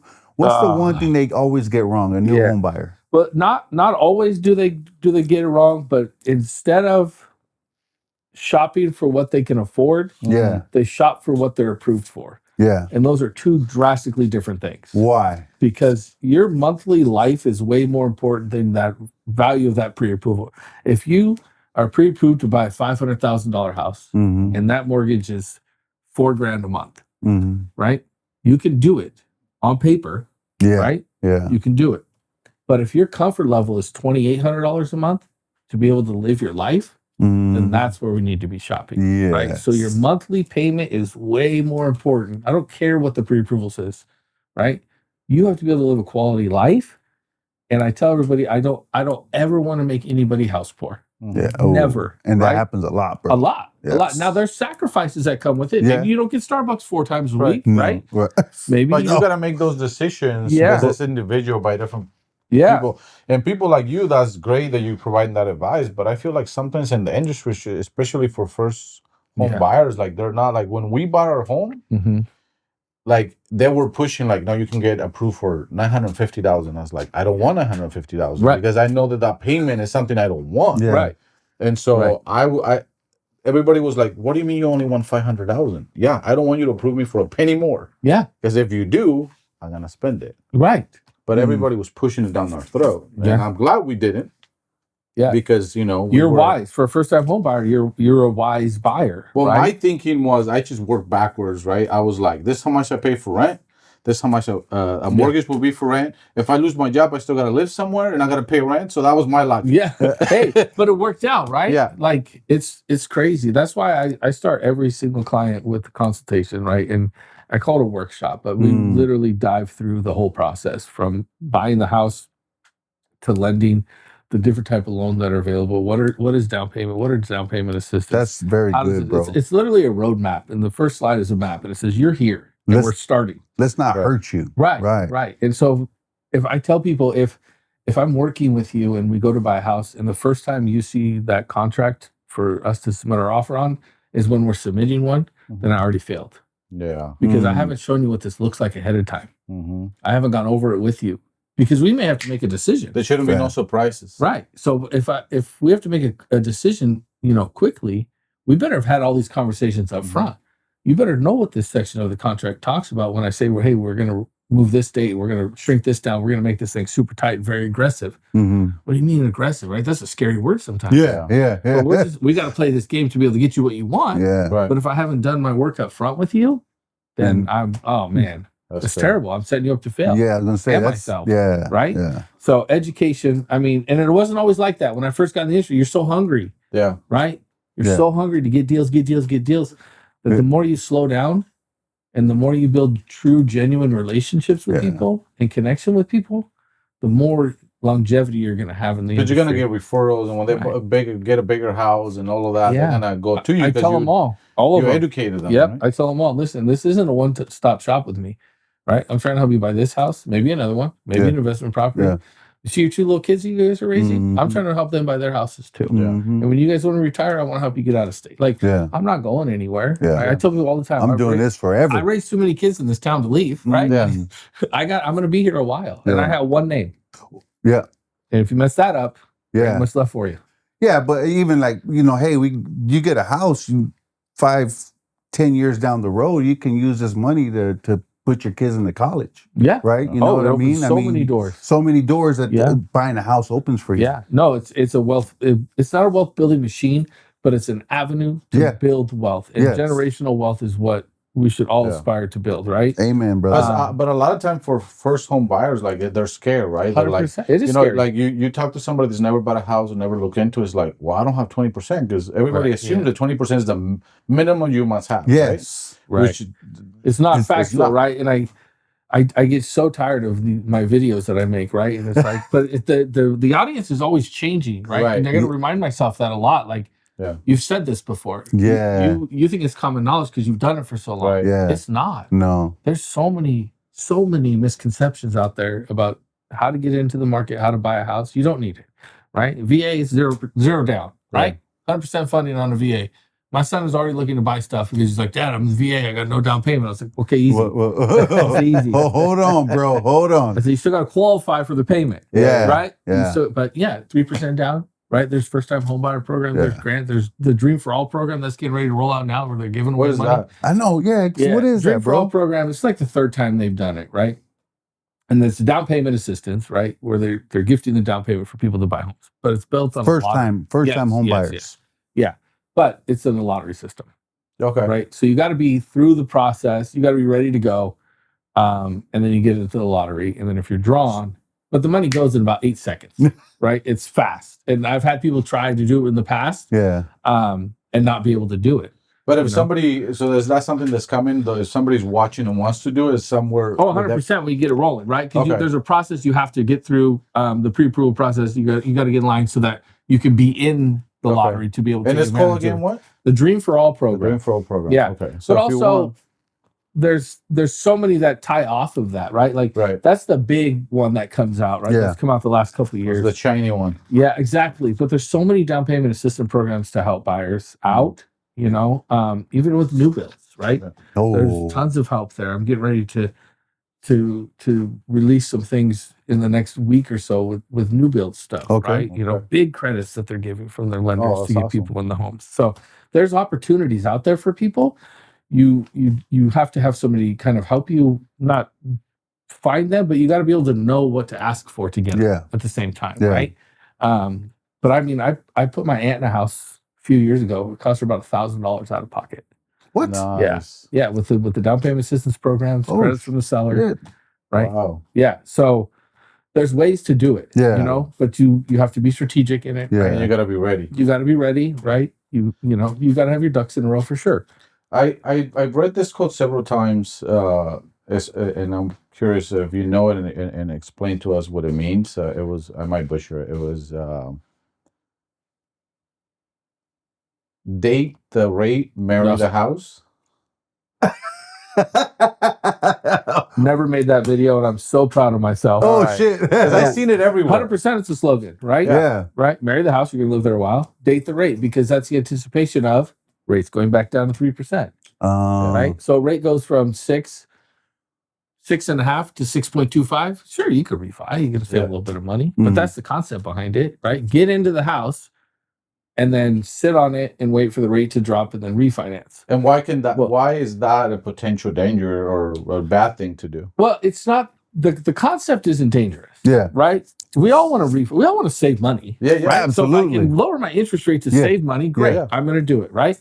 But having this fallacy out there that it's going to be happening in about 3 months or in 2 months or the fact that you even know when it's going to happen, honestly, that's the part that I struggled with. Especially if you're already stressed out and you can't really afford that payment, but you're like, oh, in 3 months it'll be better. My agent told me in 3 months I can refi. Oh, it's the worst feeling in the world, right? Wow. Like, and it happened. I mean, it happens. I'm sure it does.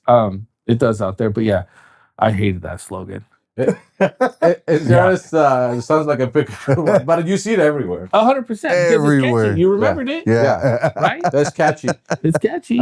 Is there a story you can share with us? Like, what's like a horror story this happened to you in real estate? Like I'm in multifamily, so I can tell you multiple, but I'm curious. Oh, really? Yeah. Okay. So after the short sale phase, he's like, which one? All of them. Shit. I got a good one. Yeah. A couple good ones, but I'll tell you one of my favorite real estate stories of all time. So after the short sale time, I moved to a different company because I wanted to understand the REO side of it, which is the real estate owned side of it, which is the houses that have already went through foreclosure and the bank is now selling again, right? Real estate owned properties. Well, I transferred to this broker who had an account with Fannie and Freddie. So he was getting a ton of listings, right? But I was at the back end of it, okay?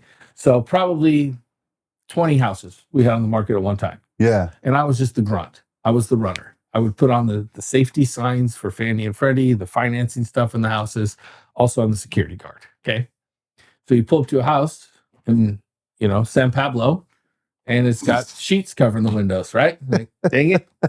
Call them, hey, we got some people that live here now that shouldn't be living here, right? Yeah. Right. He's like, all right, well, that's your job is to get rid of them. I'm like, no. Shit. Let me introduce you to Nick Smith. 44 years old, still haven't been in a fight in my life. I'm not starting for you, okay? Like, I like to make friends. Yeah. I'm way better at that than I am at beating people up, Yeah. right? So that was kind of the gig for a while. Right? I'm a lover, not a fighter. Exactly, right? Yeah, I talk my way out of anything. And I'm fast. But no, so we had this house in Antioch that was vacant. And I went there one day and there was people in it, right? I'm like, all right, here we go again. So I called my broker. I'm like, hey, we got somebody in here. He's like, okay, we got to get him out. So I knock on the door and the lady's super nice young lady with a kid in the house, right? She's like, oh, I rented it. And I was like, oh, that's crazy because it's not for rent, right? It's for sale. And the for sale sign was on the side yard. And I was like, that's our sign over there, right? So we're going back and forth. And I'm like, hey, we got to get you out of here, being super nice to her. And there's like I don't remember the amount of time. They have like 10 days or something to get out, right? And so I would go back and I told her, I said, hey, if we're not out, I have to come with the cops. Like I have to call the cops. So I go back. I went to the the storage place, and I bought moving boxes. I brought them moving boxes. No way. No, 100%. Moving boxes. And I brought them over there, like big ones, small ones, right? Let's get you out. Come on. Right. I'll help you pack. Yeah. Like, I'm so naive to people. Like, I think everyone is genuine. Right. Boy learned a couple lessons on this one. So I'm at the house, and it's a glass front door. Okay, so I can see inside. And I look inside, and I'm like, dang, all the boxes are flat still. They're not even like made into boxes yet. So I'm like, okay. So I got to call the cops, right? Yeah. So I call the cops. Antioch PD shows up, me and the police officer standing at the door. And he's got his flashlight. I think it was his flashlight, right? It's a different knock, right? You all know when a cop knocks, right? It's a different knock, right?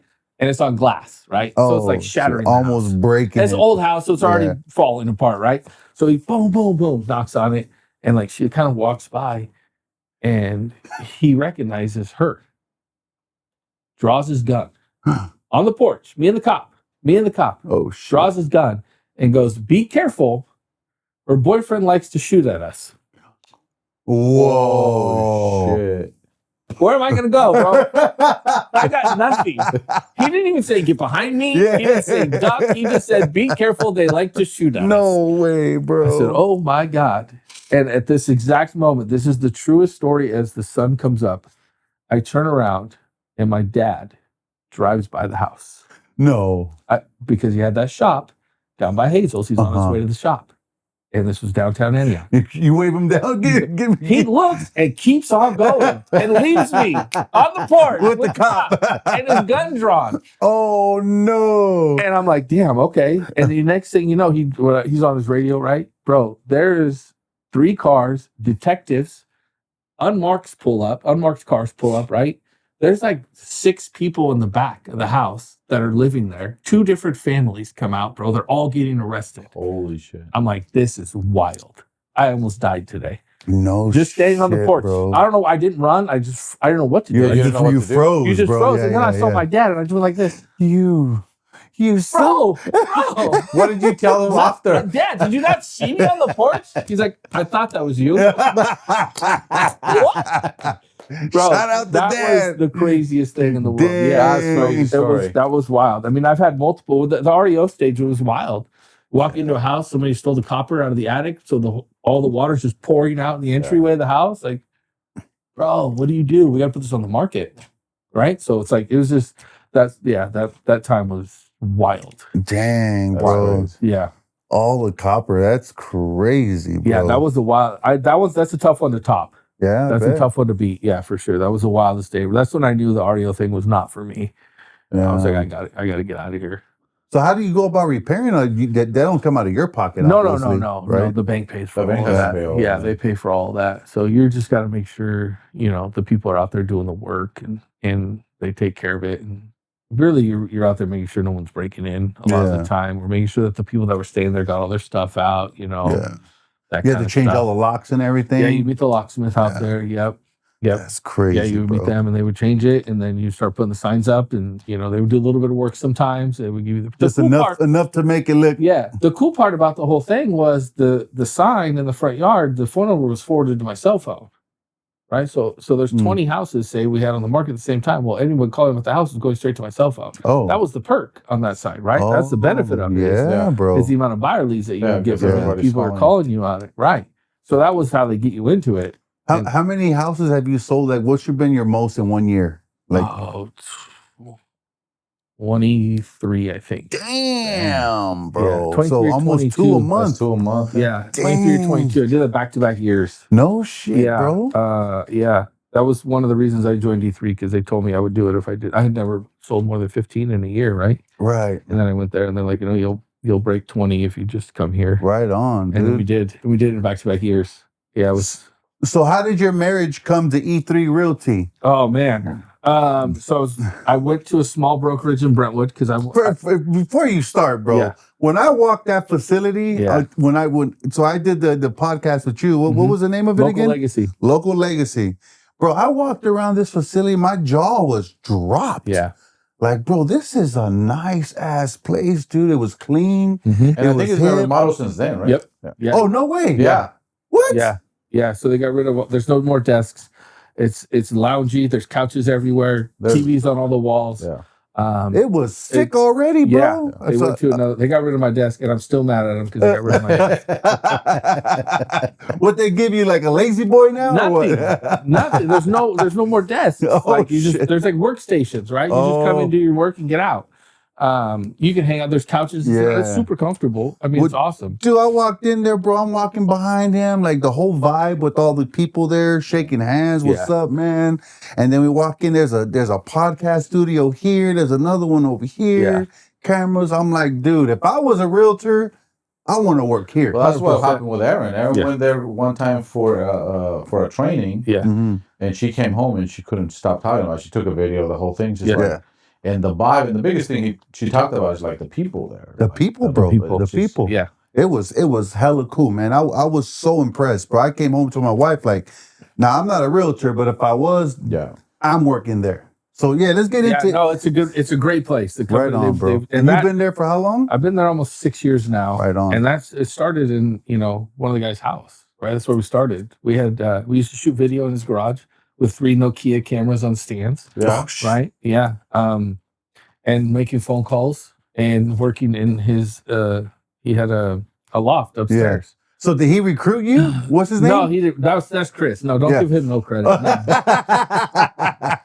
That is my brother. No, how I got there was I was working at a company in Brentwood. So after REO, I wanted to go. I was on a trail to become a broker. Right. It was like, okay, now I need to go to a small brokerage so I can see how they run. I need to see the books. I need to see the back end, the business side of it. Right. Yeah. That was my thought when I went there. Well, I went there and it didn't last very long. Fast forward, he was getting shut down. Oh. I don't want to go. I won't go too deep into that story of why, but one of the guys there, Michael, his daughter worked there, Haley and Allie, who's still with E3.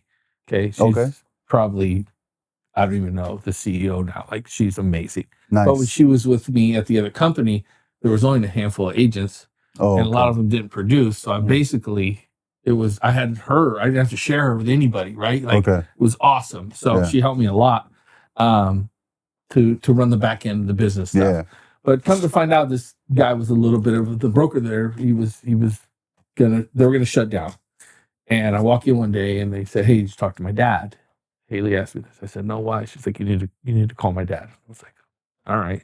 So I call him in my car and he breaks down the whole story of what's going on. We're moving, the kind of disbanding, whatever.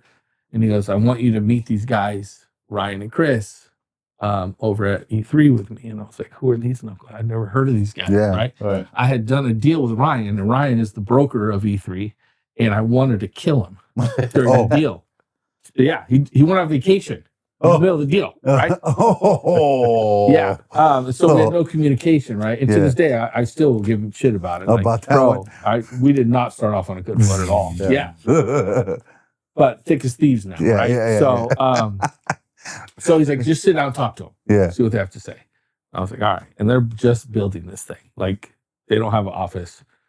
There's not much to offer then, right? For people that come in. And by this time, I've been in the industry almost 10 years. So I kind of knew what I wanted. I had talked to other agents in the industry and they're like, "Hey man, when you're meeting with brokers, like, this is the standard you've set for yourself. Yeah. Don't get hammered on the split. Make sure they're paying you right. Like, they're going to take care of you because you're going to take care of the people."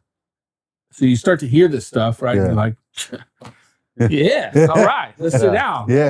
So we have this meeting. Well, it's at Michael's house. They don't have an office. Right?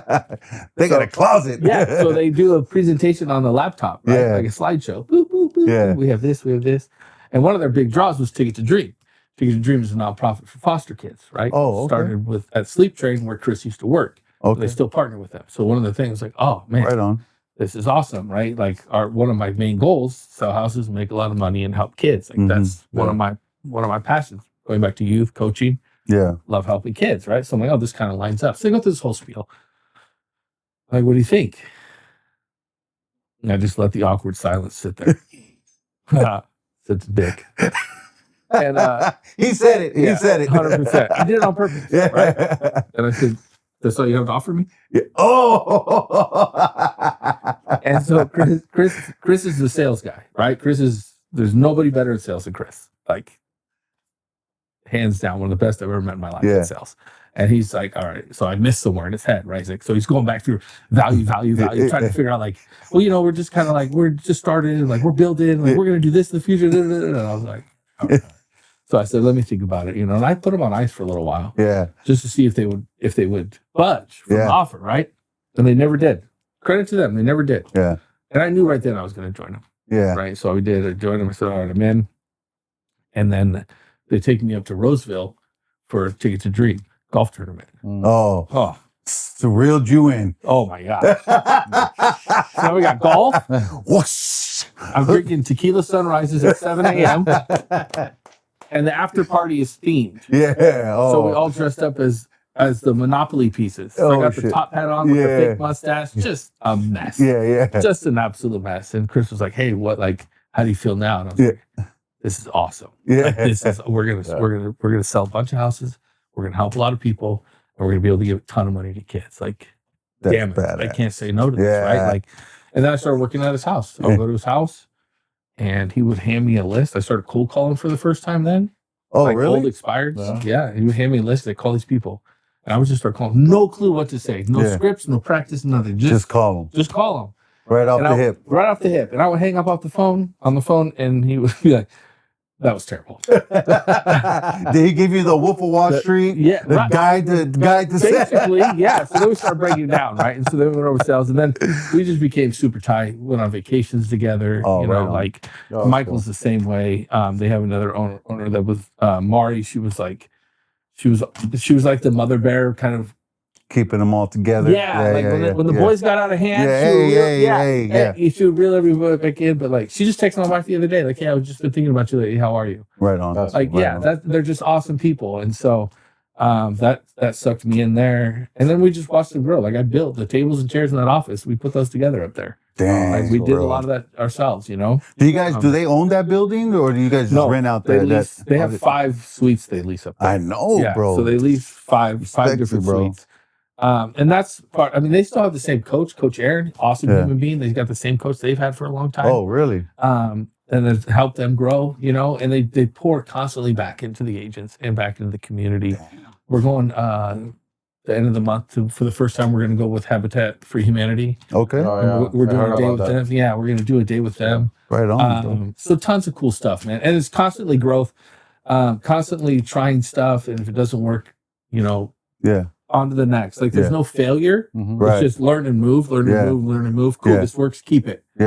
Multiply it. Double down on it, right? It's the whole concept. So, and the piece of helping the community, I'm sure that's a big one, because that's one of the things that I love about where I work at. Is like, my company donates 30% of all the proceeds that they make for 60-something years they've been doing it. Yeah.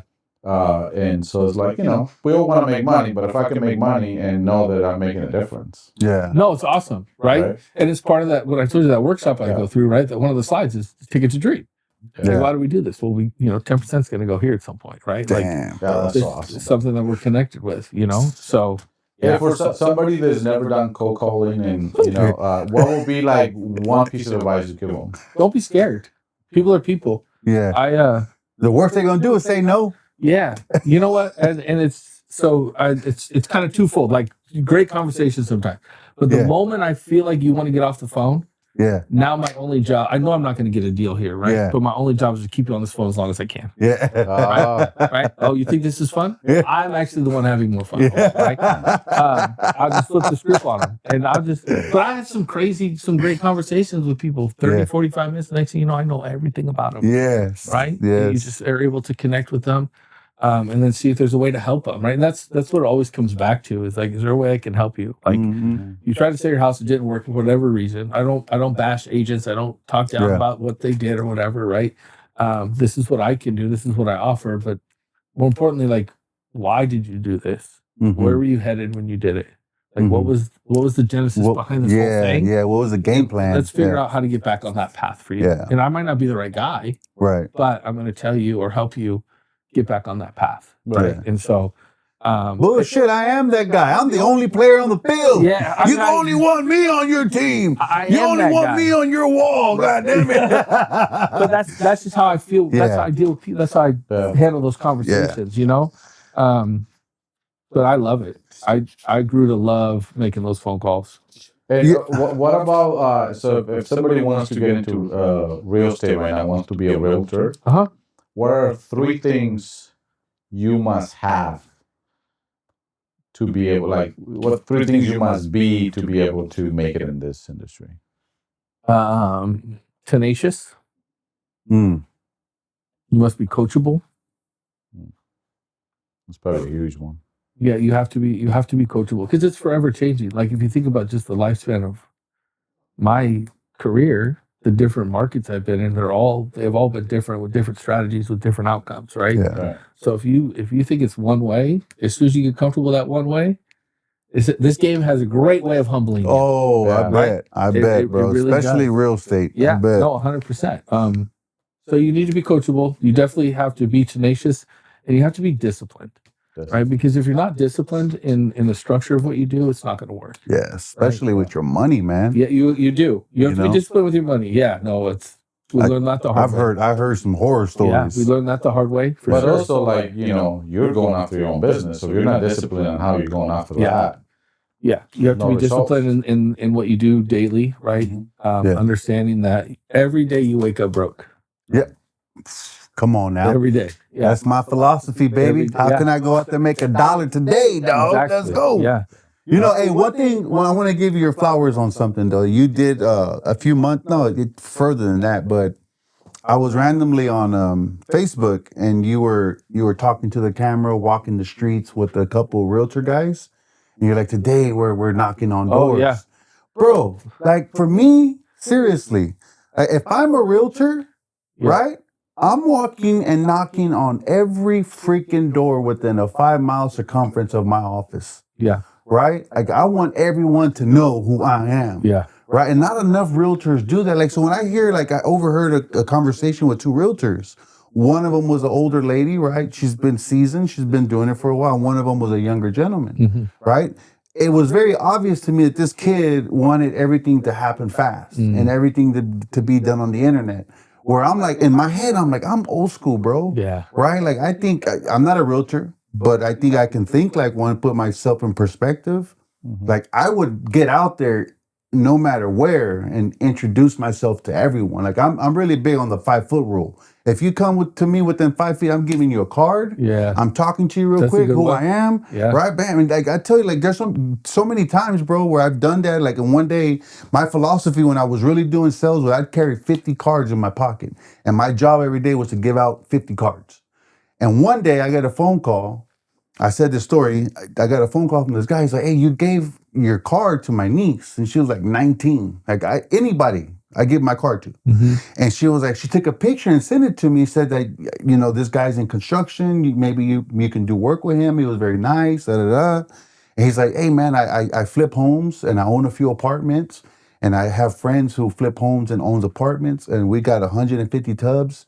We need a bid for all. I'm like, say less, bro. Yeah. I'll be there in 30 minutes. Yep. I got over there, bro. Yeah. Locked it in. We turned 150 tubs to about 450 tubs. 2 apartments, right? And I tell people, you never know, bro. Like you have to get out there and do sales. You have to. You know what I mean? Yeah. So when I saw you doing that, I'm like, that's what I'm talking about, bro. I like to do that too. I like to get out there. I wish I did it more, honestly. Yeah. I wish I got out there door to door more often because I like to talk to people. Right? I like to meet people. Yeah. I like to try to connect with people. Do things, sometimes I'll do things a little bit differently, like especially like my neighborhood. Yeah. I'll do an Easter egg hunt now. Nice. Right. I do a garage sale. Nice.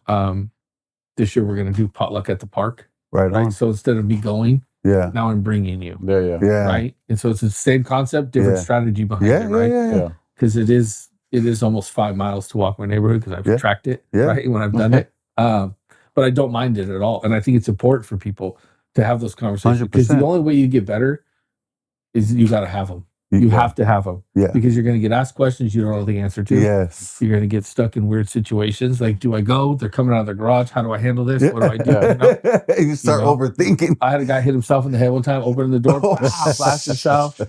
I said, man, I'm so glad you didn't knock yourself out right in front of me. Like, what a segue to get into a conversation. Hey, by the way, I'm here in the neighborhood. Easy. Right? Yeah, yes. easy, yes, right? bro. Next thing you know, he was telling me he was on what is that diet? You don't eat. Keto? He's on, no, yeah, he was on keto. Keto Was it diet? keto? Yeah, he was on keto. He told me how he lost 80 pounds, all these meals he has now. I was at his door for 20 minutes, man. Yeah. And then Talking about losing weight. He's a mechanic. He was working on a car. Like, I knew everything about the guy, right? So yeah, you have to put yourself out there consistently. And old heads, like me, sometimes we forget, hey, we still got to get out there, right? Because there are these young cats on the internet blowing up, talking about save the date, marry the house, whatever the hell it was. Like, what are you doing? So you got to compete with that, right? Because the internet is real. That's you have to be everywhere. You have if you don't build a brand of yourself in this industry, it's hard to survive. How important you think, and I know we're talking old school, but also now on the other side, how important you think is social media if you're a realtor right now? Yeah, it's very, very important. And I try to do it in a way where it's not all real estate, right? Like, I want you to know me. Right. And who I am, but I also want you to be able to, this guy does put out some stuff. I had a conversation. Was it last night? Yeah, it was last night at the birthday party I was at, and one of the guys was like, "Hey man, I really enjoy your videos." And I was like, "What do you enjoy? What do you enjoy about them? Like, what gets you to watch them?" And he said they're intriguing, right? They're not like boring, super just talking. Like, they're fun to watch, engaging. And I was like, "Okay, that's cool." I said, I try to make sure that I'm mixing things up. Not say, my brother told me, he goes, "Do you say this house checks all the boxes on every video?" And I was like, "No." I said, "Actually, I just shot a video yesterday where I was jumping on a diving board, talking about hey, you want to be a nosy neighbor? This house has a pool in the backyard where you can see everybody's backyard from." Like, no, I try to do different stuff all the time, right? But you got to deliver a message at the same time. 100%. Right. But you also got to show you have family, you have kids, right? It's a full-time job almost, just being on social media. You do it awesome. Man, bro. Bro, if I could be like anybody, it would be this guy on social media. I'll be watching this TikTok sometime, like, damn, like, that's my spirit animal.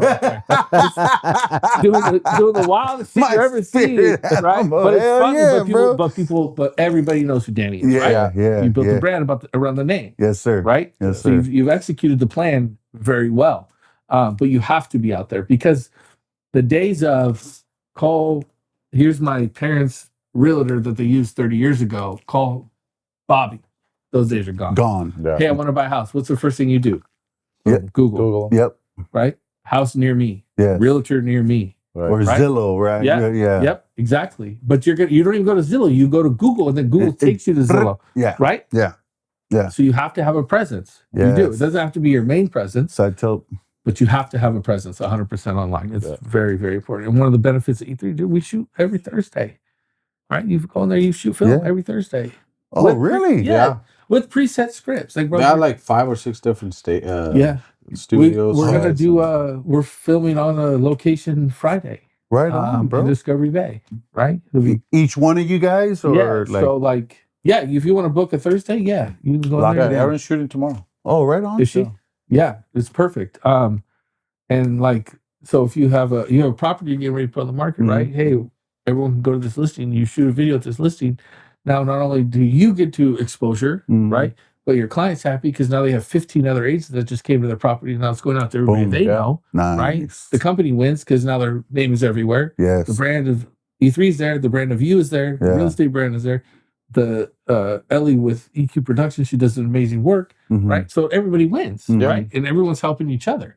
And if you don't know what you're doing, you guys are doing something right, bro. But if you don't know how, or you're uncomfortable, there's scripts that come with it. It's pre-done for you. I stay for most of the time. Right? If I shoot early, I'll stay as long as I can to help people work through things and just have conversations with them. I've been doing the filming stuff for a while. Like, I'm comfortable on camera. It doesn't bother me. So getting over that, trying to help them. So everybody kind of helps everybody, but you have to be online to some degree. So I'm very competitive, bro. Right? I hate to lose more than I love to win, bro. I'm serious, homie. Hey, you know what I'm saying? Like, I fucking hate losing.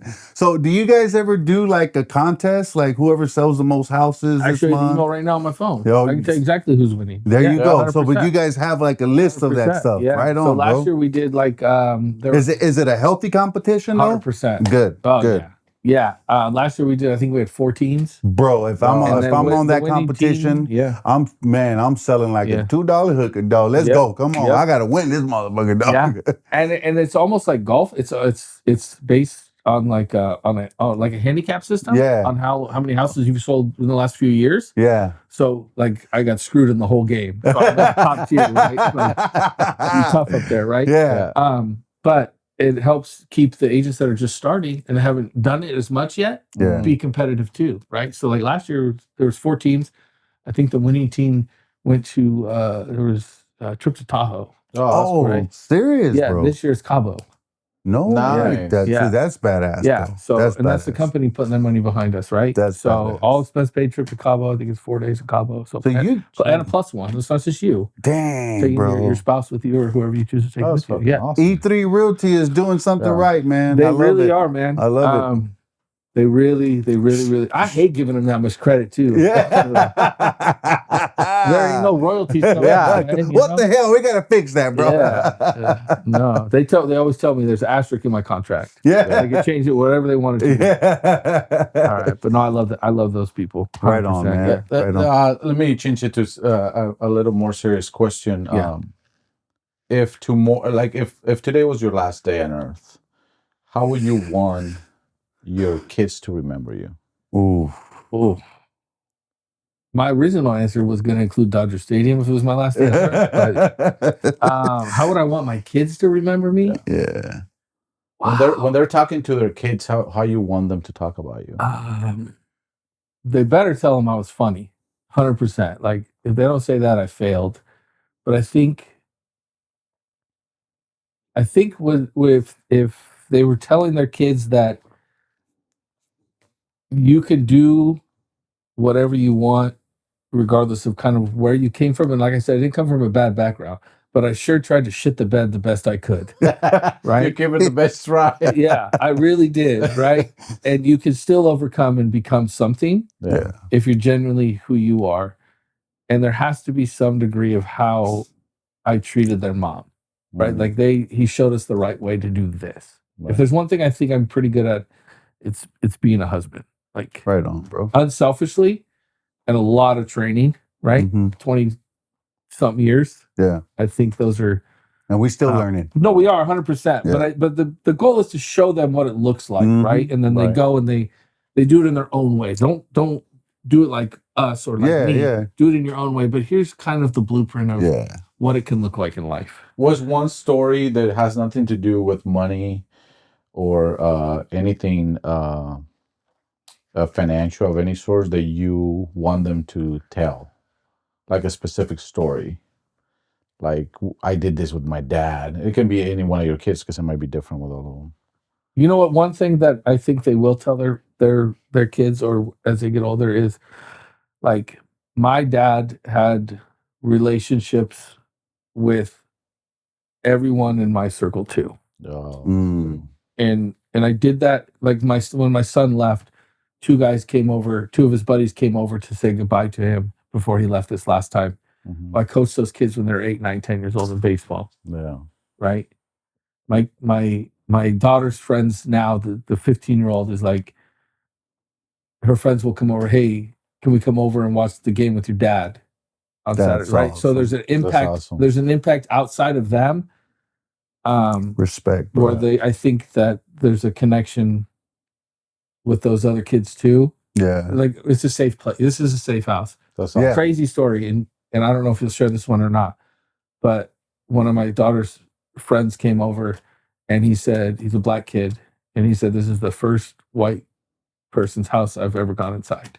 No way, bro. 2025. This is what this kid told me. No way. And I looked at him and I said, you are always welcome. Always, bro. Like, that to me was like wild. Wow, bro. Yeah. Respect, dude. And good job, coach. Yeah, Coach Good Nick. job. That's a video series in Come itself on Coach. YouTube. Yeah, check that one. That one was dumb. That was the craziest video. But they were funny. Coach Nick in real estate. It was a wild concept. Yeah. Hey, respect to that. That's beautiful. So that's very important to me. And I have obviously that shit gave me goosebumps. My little one being 9, we're not there yet, but we'll be there. Yeah, right. Awesome. That circle will expand to those people. Absolutely. So we're always going to be the safe place where you can come for sure, and you can be whoever you are at my house. And so, big thing for us. I'm gonna make sure I send them over there with some Padre gear, though. Yeah, hey, you going to Coach's house? Let me get you some Padre gear. Come on. No, they'll be showing me their tattoos now, right? They're 19. Tattoo, Coach. You can't take that off. They'll be in my DMs talking mess too. They don't let me off the hook at all. No. They give you the blues. Always, as soon as they can, they give it to me. Oh, you bought another one, huh, Coach? Yeah, good job. Yeah. One of them hit me up for Super Bowl squares. Bro, you're in college. What are you raising money for? Beer money, bro. I didn't even ask. Just give me 3 squares, bro. What are you doing? A fundraiser for your alcohol? Hey, damn right, Coach. Come on, Better be for some fishing poles up there, Chico.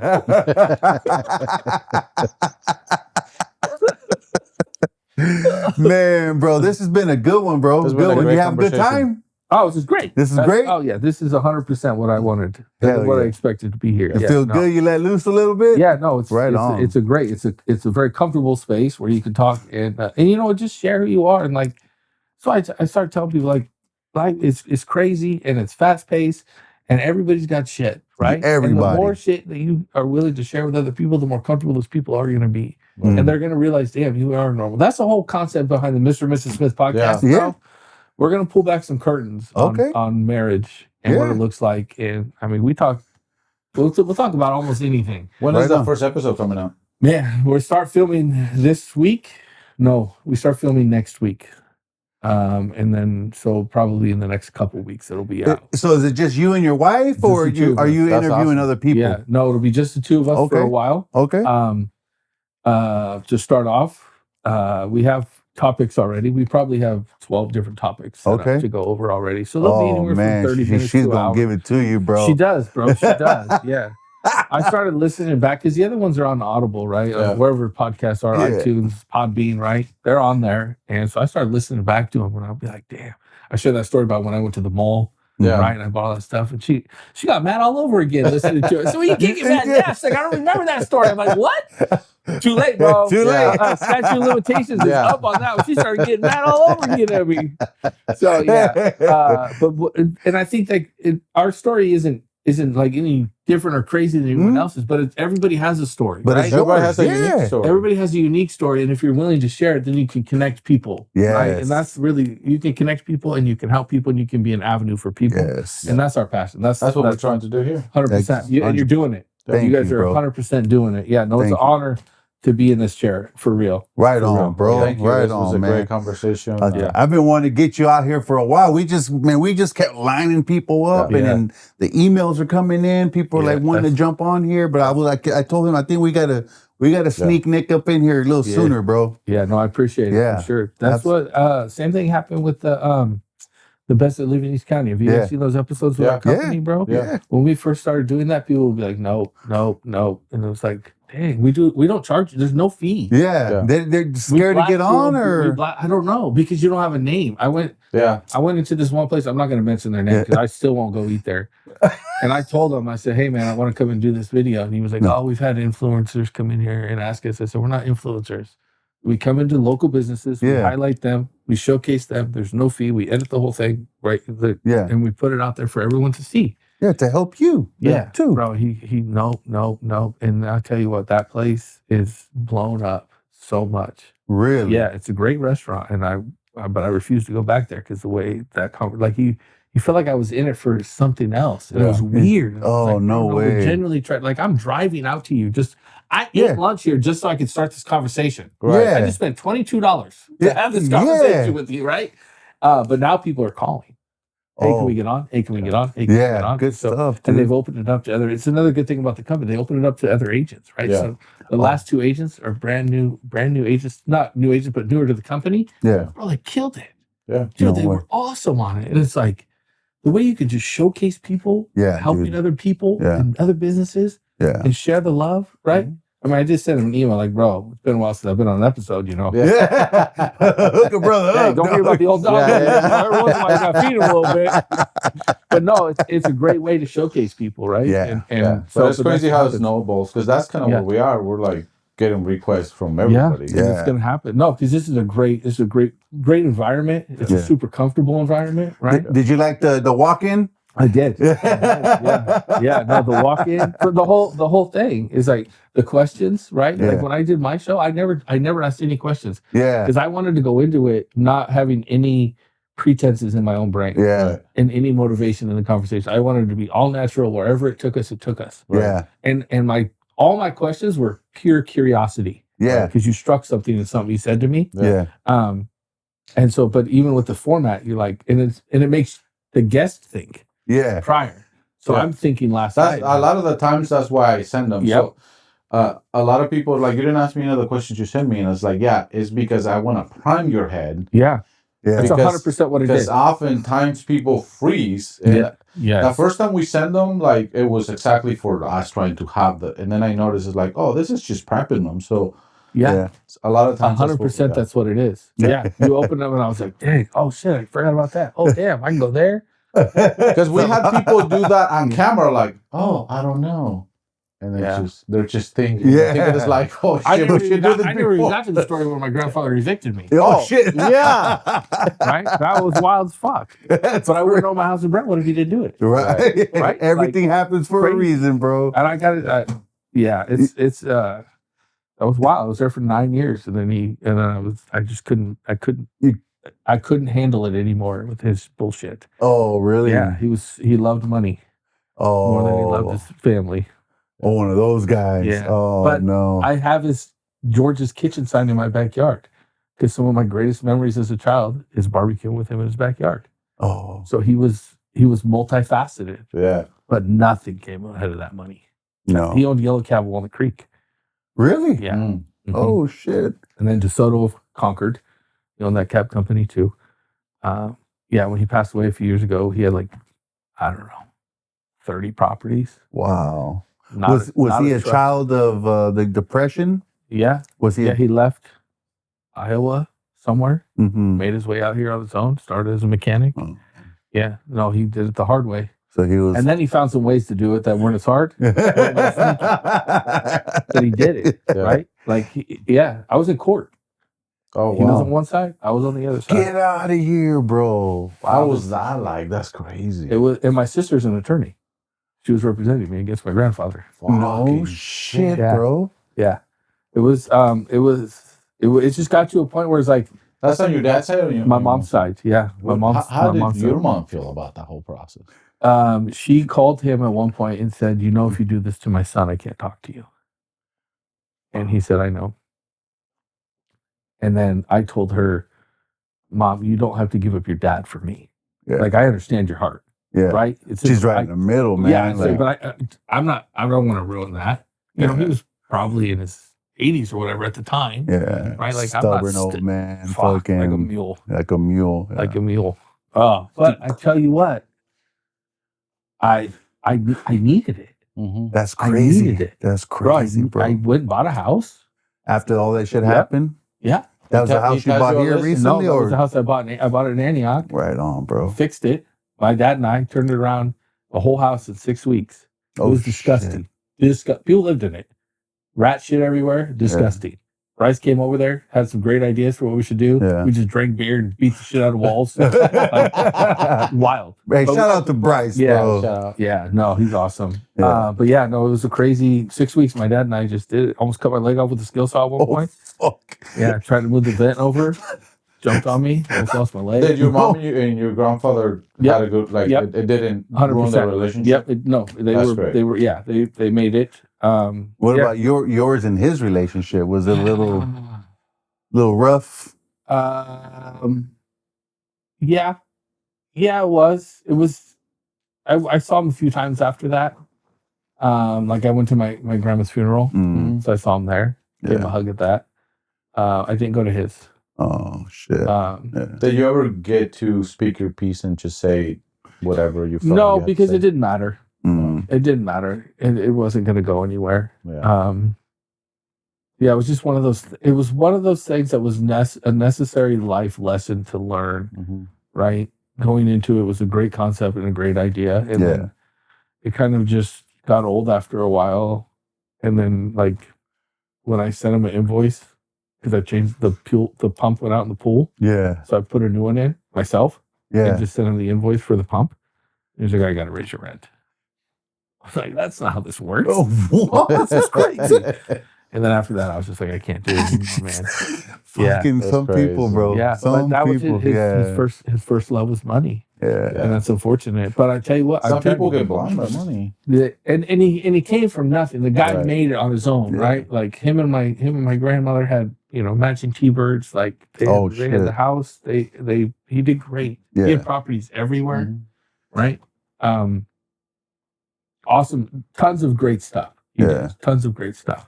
There was just that side of him that did. I mean, I would sit in his office for hours at Walnut Creek. I would go out there and sit in his office for hours, and he would just tell me story after story after story. We were tight. But it just that must have been really hard then on you. It was very hard, yeah. But I don't know. I had my wife with me and my kids. Yeah, and bro. it was like we had to get through it. Yeah. We moved into my parents' house while we fixed the other house. We had I think we had 3 kids by then. Fuck. Yeah, the littlest one was a baby. 3 kids, 2 dogs, 1 bedroom. That's a really tough decision. Ooh. So then I'm leaving my parents' house to go work on my house. And then my dad would come over there. Then we'd go back to the house. Yeah. And my mom cried when we moved out to our own house. Oh, because they had the babies. The house was full again. Yeah. My mom cried. What the hell? You don't have to leave. Yeah. My dad was like, yes, you do, bro. That's why she didn't warn you about your kid, dude. Yeah, exactly. Did she remember what you did? I did to her twice. To that point, I was the only one of the kids that didn't come back after they left, right? Yeah, But I did, and I was grown. Yeah. With hella kids, I came back. Yeah. Damn, bro. But like I said, I have the sign in my backyard still. Like I will remember him for the lessons that he taught, not for the way it ended. Yeah. Right? The good stuff. The good stuff, Yeah. right? Because he was great. He would give my kids $2 bills every time they came and saw him, call them his little treasures. I just sent my son his wallet full of $2 bills. Oh, no way. Yeah. So he was. Yeah. He called my middle daughter's name is McKenna, and he'd call her Molly since she was born. Oh, really? She just looks like a Molly. Yeah. That's a Molly if I ever saw one. No clue. No clue. Yeah, it was just the way he was. His little dog would bite you if you got too close to him. He was that old ass man. Yeah. But I love the guy. 100%. Man, you have an awesome outlook in life. Yeah, dude. I look straight up, Nick. Oh, appreciate straight up, that, bro. yeah. But you're a fucking Dodgers fan, but I can get over that, bro. Like I said, I'm not perfect. I can get over that. That's my best feature. Hey, All right, man. well, that's a perfect way to end That's this. a perfect Thank way. you. This conversation, that story at the end, amazing. Good way to close it out right there, bro. If you stuck to the end and to watch this awesome story, we appreciate you. So like, follow, and subscribe. Make sure to leave us a comment. Share. Subscribing is free. Doesn't cost you a penny. Yeah. Thank you, Nick. Thanks for being here. This was a great conversation. Yeah. Hey, just before we close, look into that camera. Tell people who you are, where they can find you, your Instagram, all the good stuff, big dog. I got you. Nick Smith, happily married man with 3 amazing kids. Local real estate agent. You can always find my Instagram at the Nick Smith Real Estate Group.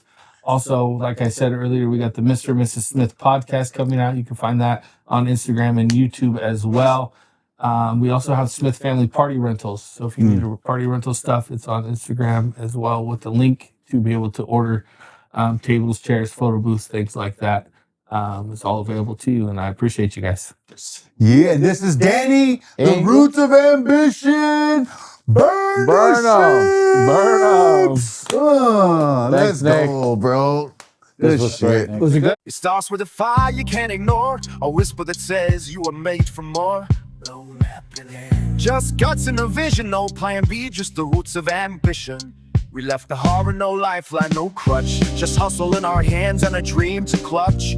Fear in the mirror, but we faced it loud, cause fortune only favors the ones who bow out proud. Burn the ships, no turning around, put our backs to the edge and our feet on the ground. We talk about the climb, the grit and the scars. The roots run deep and the dreams reach far. Yeah, these are the roots, yeah, the roots of ambition. Stories of risk in it all with conviction. From fatherhood to building a brand, we talk about the moment you finally took a stand. It's heart, it's truth, it's vision. This is the roots of ambition, yeah.